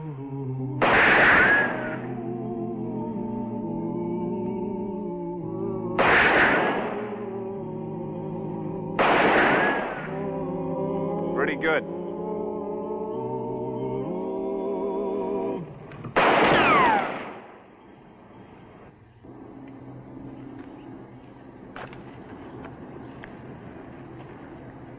I just wanted to point out, Mr. Craig, that the single most important thing in a gunfight is not how well you shoot, but how well you face the other man's bullet. I'll show you I can do that, too. No, you're going on home. You don't think I'm good enough? Oh, I think you're too good. Shooting like that's only going to get you in trouble. I ain't afraid of trouble. No, you're too ready for it. Trouble will come easy. I'll be able to handle it. Yeah, you might get away with it a few times, get yourself a reputation. Then all the fast guns will gather like flies around honey. Sooner or later, you'll come up against one you can't beat. You take my advice, Mr. Craig, and go on home. I had enough of that kind of advice from my pa. Who's your pa? His name's Hanford Craig. If he gave you good advice, boy, you better take it. No. I left there for good. I come here to show you, and I will. All right, I don't care what you do as long as you don't do it in Dodge City, you understand?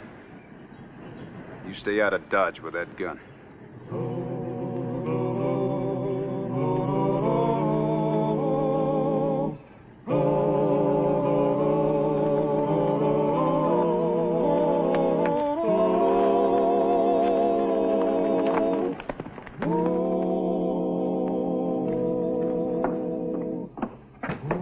Wyatt, looks like trouble. What trouble? That kid's back in town. With his gun? Big as life, and he's asking for Beatty.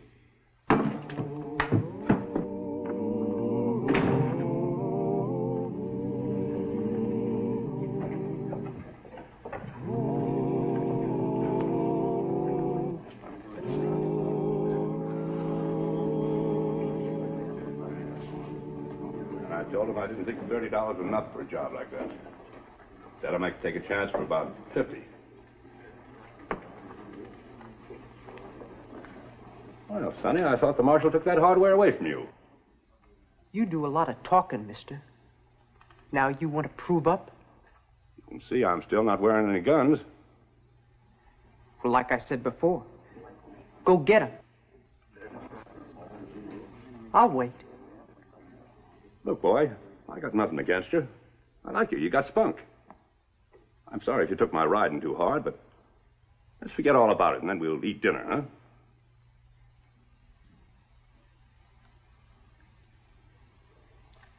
Are you going to get them guns? Look, I don't fight kids. Go home to your papa before you get yourself killed. You afraid to try yourself against a kid? Why, you sniveling little...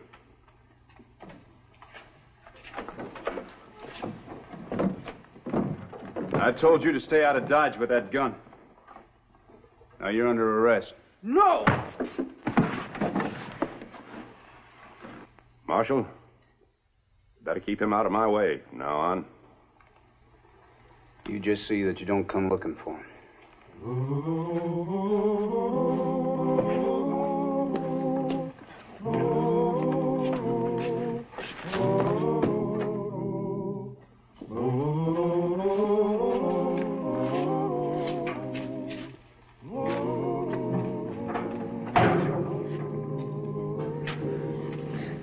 You're going to be sorry for this.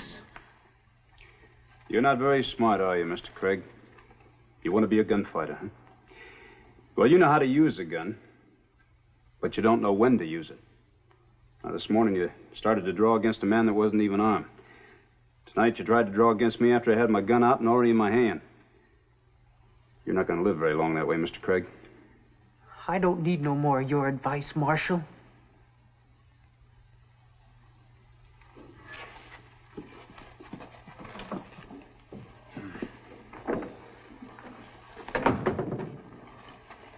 Wow. I guess I just don't know how to handle kids. You got to admire him, though, Wyatt. He's got spirit. You know, it's one thing to buffalo an adult. You figure he knows what he's doing, that he had it coming, but a kid. Yeah, it is a problem. Well, I guess I need some help.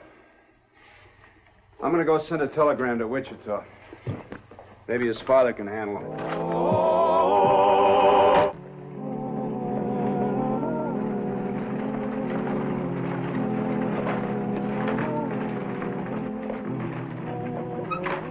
Craig?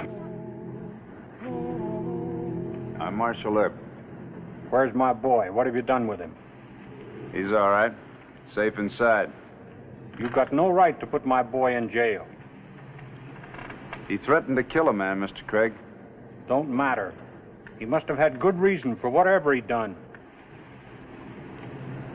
Let's go inside.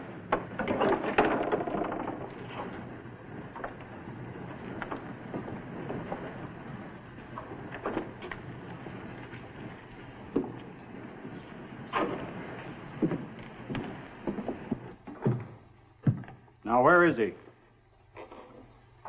Let him out of there. Right now. In a minute. But first, don't you want to hear what happened? I'll hear it from him. I don't need to take your word. All right, Hal.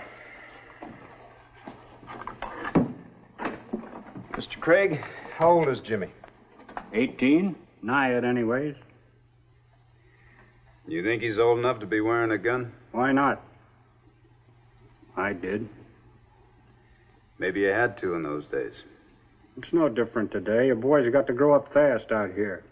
Doesn't have to grow up to be a gunfighter. The boy can take care of himself. You really believe that? I know it.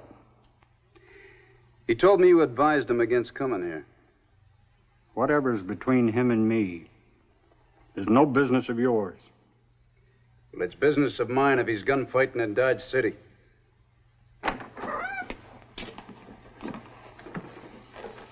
Hello, boy. Hello, Pa. You all right? Sure. What happened to your head? He buffaloed me. You hit a boy? If I hadn't, one of us might have been dead. You got all the answers, ain't you? No. The one of them I haven't got. What do you do with a boy like that, Mr. Craig? He's a good boy. He could be if he lives long enough. You needn't trouble yourself about him, Marshal. All right, I won't. But you get him out of here, out of Dodge City. You take him on back to Wichita and you keep him there.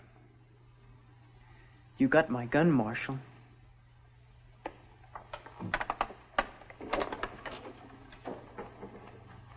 Mr. Craig, if you got any sense at all, you'll keep this gun from him until he gets old enough not to pick a fight with everybody he meets.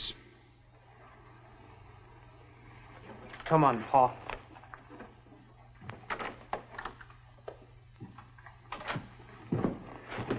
And I thought you was a great man.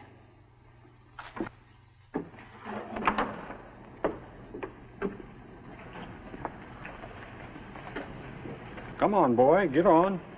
I ain't going with you, Pa. At least not yet. Now, look here, boy. I wasn't going to let on to him in there, but I already told you how I feel about it. Yeah, we've been all over that. And I ain't changed my mind. Now, Jamie, I was willing to give you a chance. I figured if you was man enough to want to try, you was man enough to do like you said. But it ain't worked out. It will. I changed my plans some. No. That man in there might be right. You might be biting off a chaw too big for you. Now, you better come along home for a time. I said no. At least not till I tend to something. What? Well, you always said, don't allow nobody to insult us Craigs. Well, somebody did. And I gotta tend to it. Now, listen here, Jamie. Maybe you better forget it. Come along home. No. Now, you go on. Maybe I'll catch up with you later. Jamie, come back. He was a young and he was headstrong, and he was out against the world all alone. And like a young, he rushed in headlong and tried to be a man before he was grown. No telling what he'd do, never was a young'un so very contrary.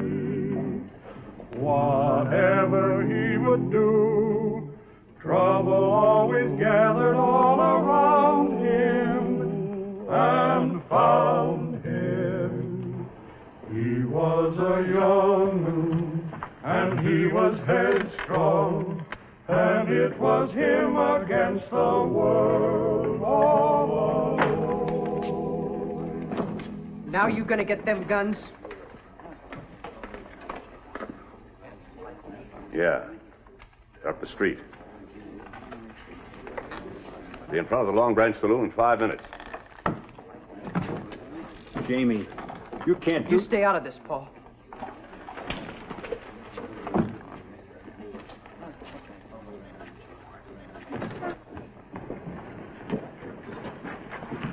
Jamie, you can't do this. That man will kill you.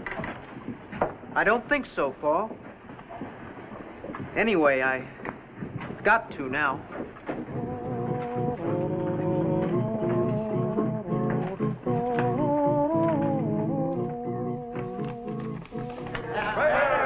Something going on out there. Yeah, Craig's Williams still out there. Marshal, you better come. Where? The man said in front of the Long Branch Saloon. He's gone for his guns. Beatty. Yeah. Marshal, Beatty's almost a professional gunfighter. What do you think I've been trying to tell you and your boy? Come on, Hal.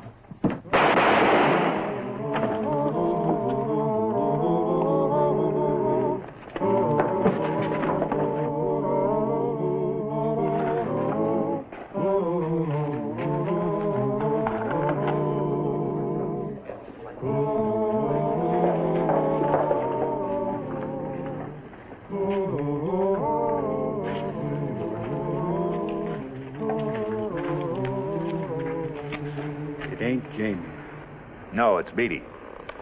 He's dead. Never seen anything like it, Wyatt. Kid's as fast as greased lightning. Yes, sir. He got Ed Beatty good. In a fair draw, too. Where is he? I don't know, Marshal. He just put up his gun and walked away as cool as you please. Well, Mr. Craig? He said he could, and he did. Do you realize what's happened now that he's killed a man? You're meaning I'm to blame? Maybe I do. Al, what are you going to do? I'm going to arrest him, Mr. Craig. No, it was a fair fight. They said so. Even so, you'll have to stand trial. Don't you touch my boy.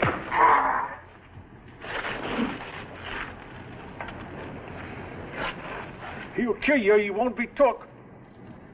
more than likely have to kill him, Wyatt. He's pretty good. Don't take any chances. If you hurt my boy, Earp, I'll kill you. If I don't, somebody else sure will after this.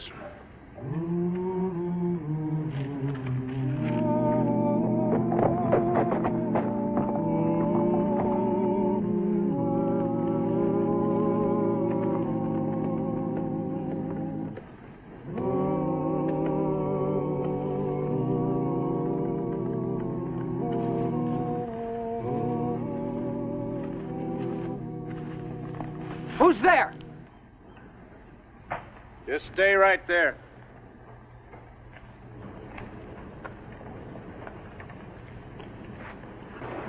I guess maybe you'll believe me now. You're under arrest, Mr. Craig. What do you mean? It was a fair fight. You have to stand trial anyway. The jury will decide. You can't arrest me. We ain't Dodge now. Just come along peacefully. Drop your gun. No. I tried to be on your side, Mr. Earp, but you wouldn't let me. Now I'm against you. And you ain't gonna take me. Yes, I am, boy. All right, then. We might as well find out right now how good I really am.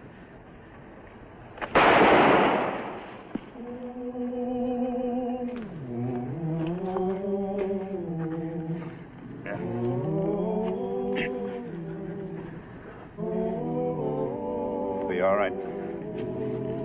I'll get you to a doc. I'm sorry, boy.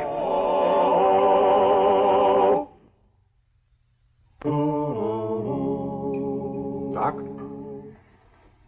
Shattered the bone above the wrist. He'll pull through fine, but that wrist is going to be stiff. Too stiff for farm work? For farm work, no.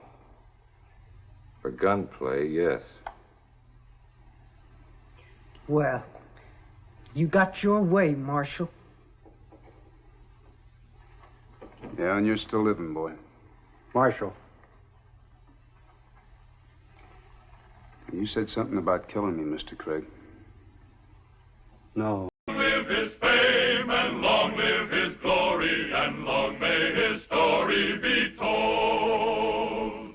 The Life and Legend of Wyatt Earp, starring Hugh O'Brien. The deadly business of gunfighting has never known an abler exponent than Marshal Wyatt Earp.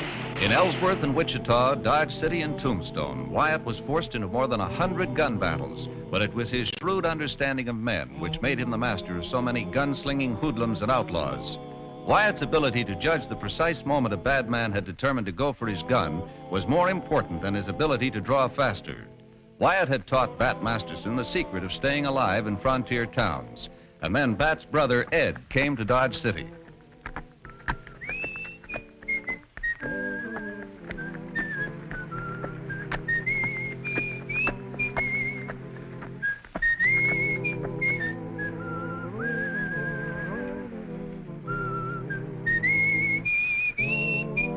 Hey, you! Howdy, friend. You the guy that was whistling? Yeah, that's right. Why, didn't I have it right? Yeah, it's probably a little off-key. That song's my jinx. I bet that's why I drew the wrong card. Because you whistled. Well, I'm right sorry about that. Well, no sense getting sore about it. Tell you, my name's Ed Masterson. Reckon you know my little brother Bat. It fixes things hunky-dory. I got a good mind. Whoa now, chum. I said I was sorry. Hold it, Tex. Don't reach. That's my brother you're getting hostile with. Well, speaking of a little devil, boy, howdy. Wait it. Take off that gun belt. Stay out of this, boy. Oh, gosh, Bat. I'd have calmed them down. You get on your feet. You get out of town. And you don't let me see you again. Now we can say hi to you, Ed. How's it going? Fine. Gee, it's good to see you. I got your letter. Come on, we'll go over to the hotel and talk. Boy, you ain't changed much. But, I never saw my brother act so raunchy before. Well, this is Dodge City. Well, we do have a good hotel, though. Come on, let's move. Wait. You hurt that fella, Pat. I'll see if there's anything He I can do. take care of himself. Come on.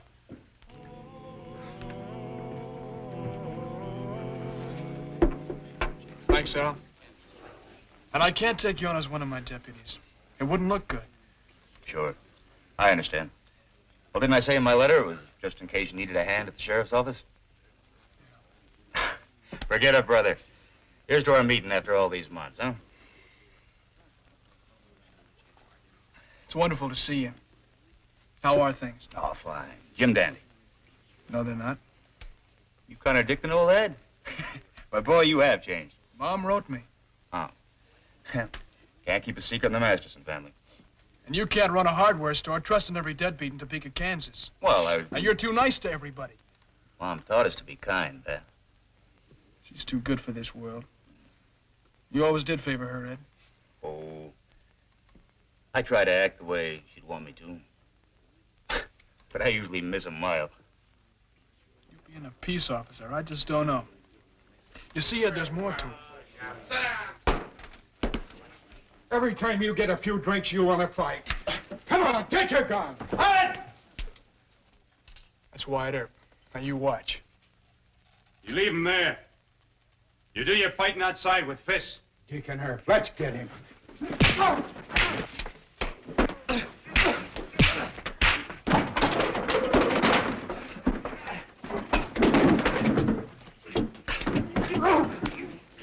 Now, get outside and stay there.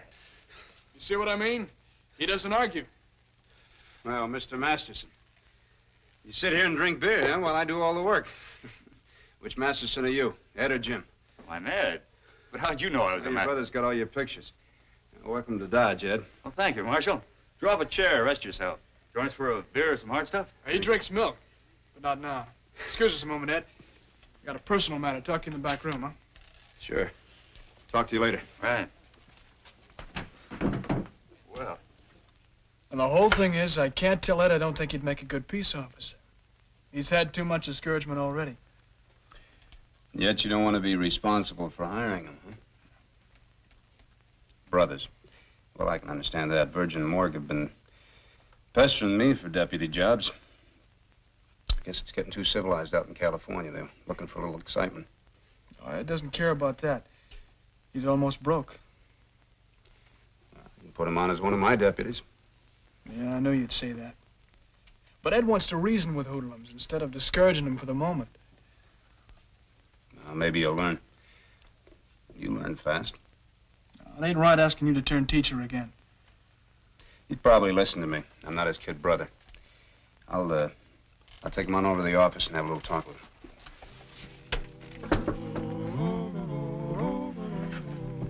Me, a deputy marshal. Boy, howdy. Can't tell you how much this means, what? It's just a dangerous, low-paying job of work. Now, it's more than that. See, I've always been kind of the old, slow-going member of the family. Kind of a near-do-bad, but a near-do-well either. Now, it's high time I started making good at something. I'll tell you. We'll show your brother what you can do. Yes, sir. We sure will. Hey, ain't you Ed Masterson? Run a hardware store in Topeka. Dooley Grogan! You old Irish rascal. Well, doggone. Hey, how'd you get out of jail? Oh, it was easy. I served my time. Excuse me, Marshal Earp, this is Mr. Grogan. Dooley and I went to school together. Howdy, Marshal. Howdy. Say, you make a deputy out, old Ed? You sure did. And I'm on duty, so keep your distance. Oh, sure. How about a little sing-song up to Chalky Beeson's tonight? Dooley, that sounds great. I'll be there. Fine, I'll see you. Good. Dooley got put in jail, Topeka. He set fire to the town last 4th of July. He pointed some Roman candles the wrong way. There's no real harm in Dooley, though. You always greet friends like long-lost brothers? Well, that wrong? In our line of work, yeah. Well, the best method is to shake hands with your right, keep your left hand by your gun.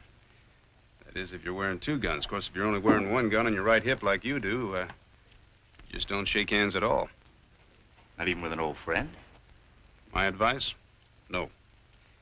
Keep your gun hand clear at all times. All right, Wyatt. I'll remember.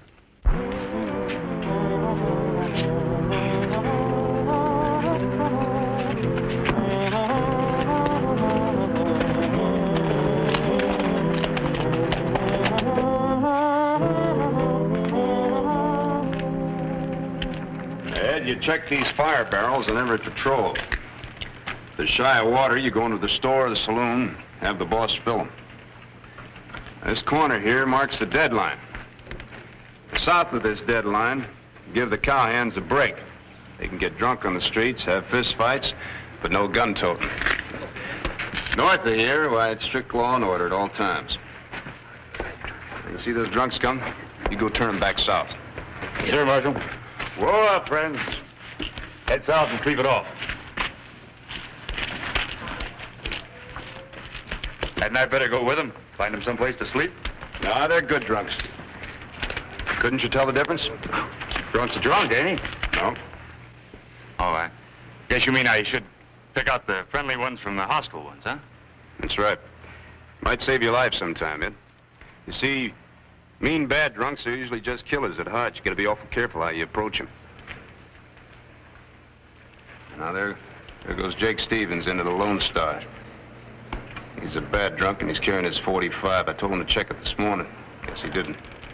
Better pick him up fast. You make the arrest, I'll back you up. Jake Stevens. Say, didn't he used to be an officer in Abilene when Pat was there? That's right. Drunk himself out of the job. Now, he's just a hoodlum with a pretty fast gun. You watch yourself.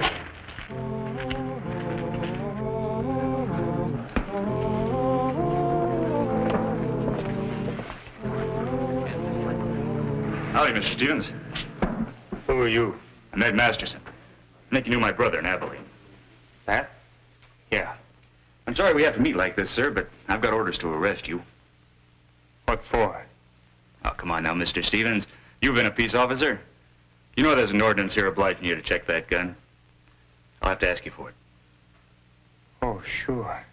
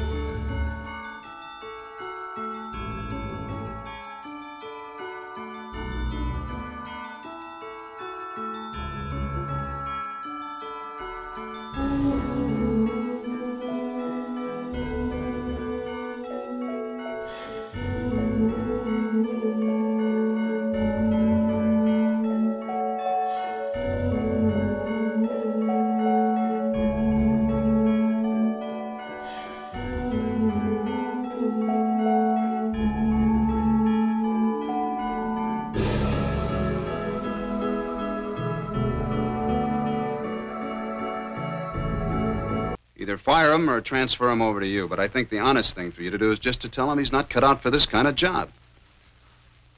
All right. I'll tell him.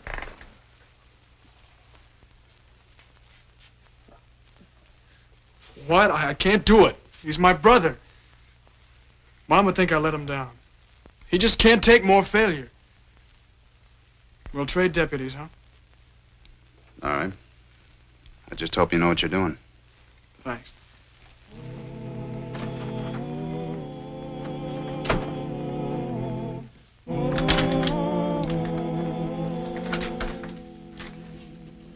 Well, how do you feel this morning, Ed? Oh, shoulder's a little stiff. Don't hurt. Good.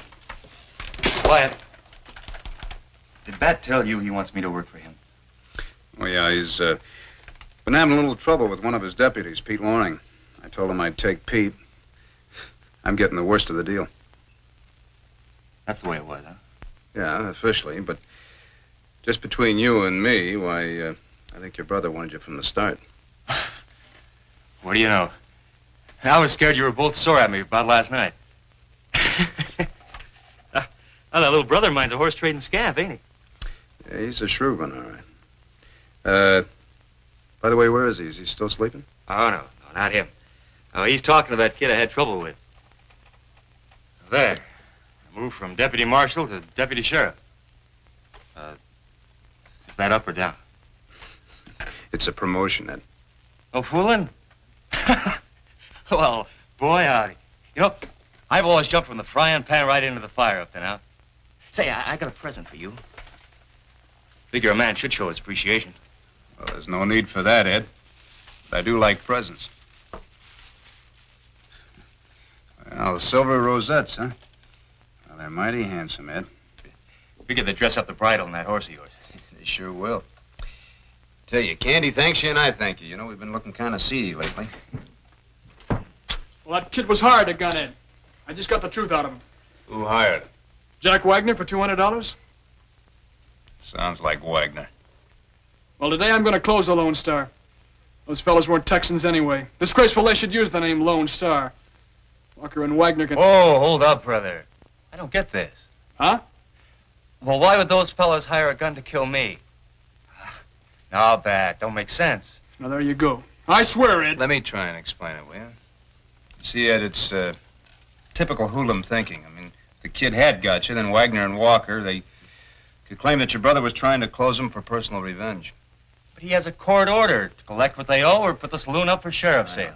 No more talk. I'll get the papers and a couple of deputies. Bat, wait a minute.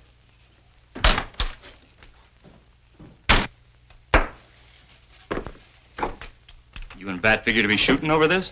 Maybe. Why? Those fellows know they can't resist a court order. And they ain't any match for you in a gunfight. We'll talk about it later, Ed. Wyatt, if you'd only cool off and listen, maybe you could talk.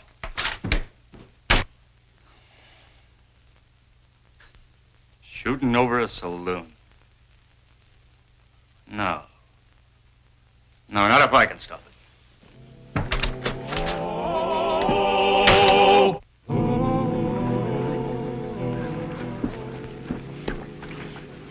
Masterson and Earp have gone over to the sheriff's office. They come in here? Nobody would tell me anything. Set him up. Thanks. Well, what's your hunch, Alf? Maybe the kid talked. I don't know. No. It's either run or fight. Horses are out and back. Let's run for it. Now, let's wait and see who we're running from.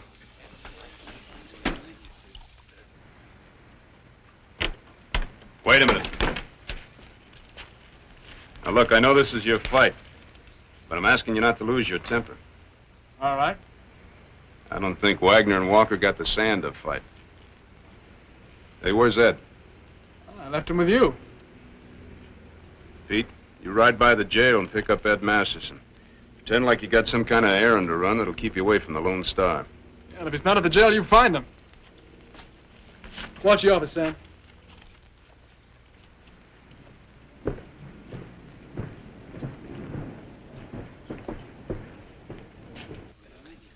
Now look who he sent to close us up. His big brother, Ed.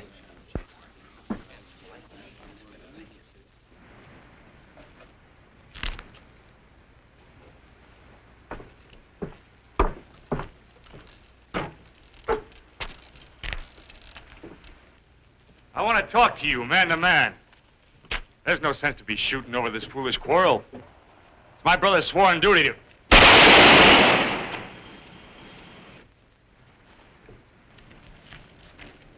Look!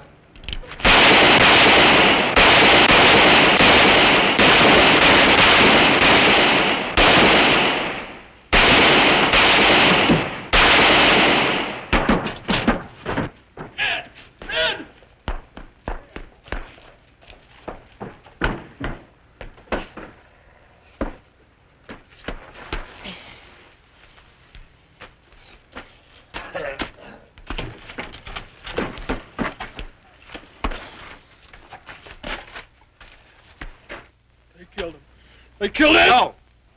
You can't shoot him again.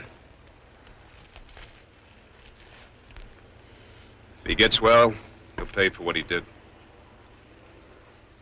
I'll take him on over to Doc McCarty's.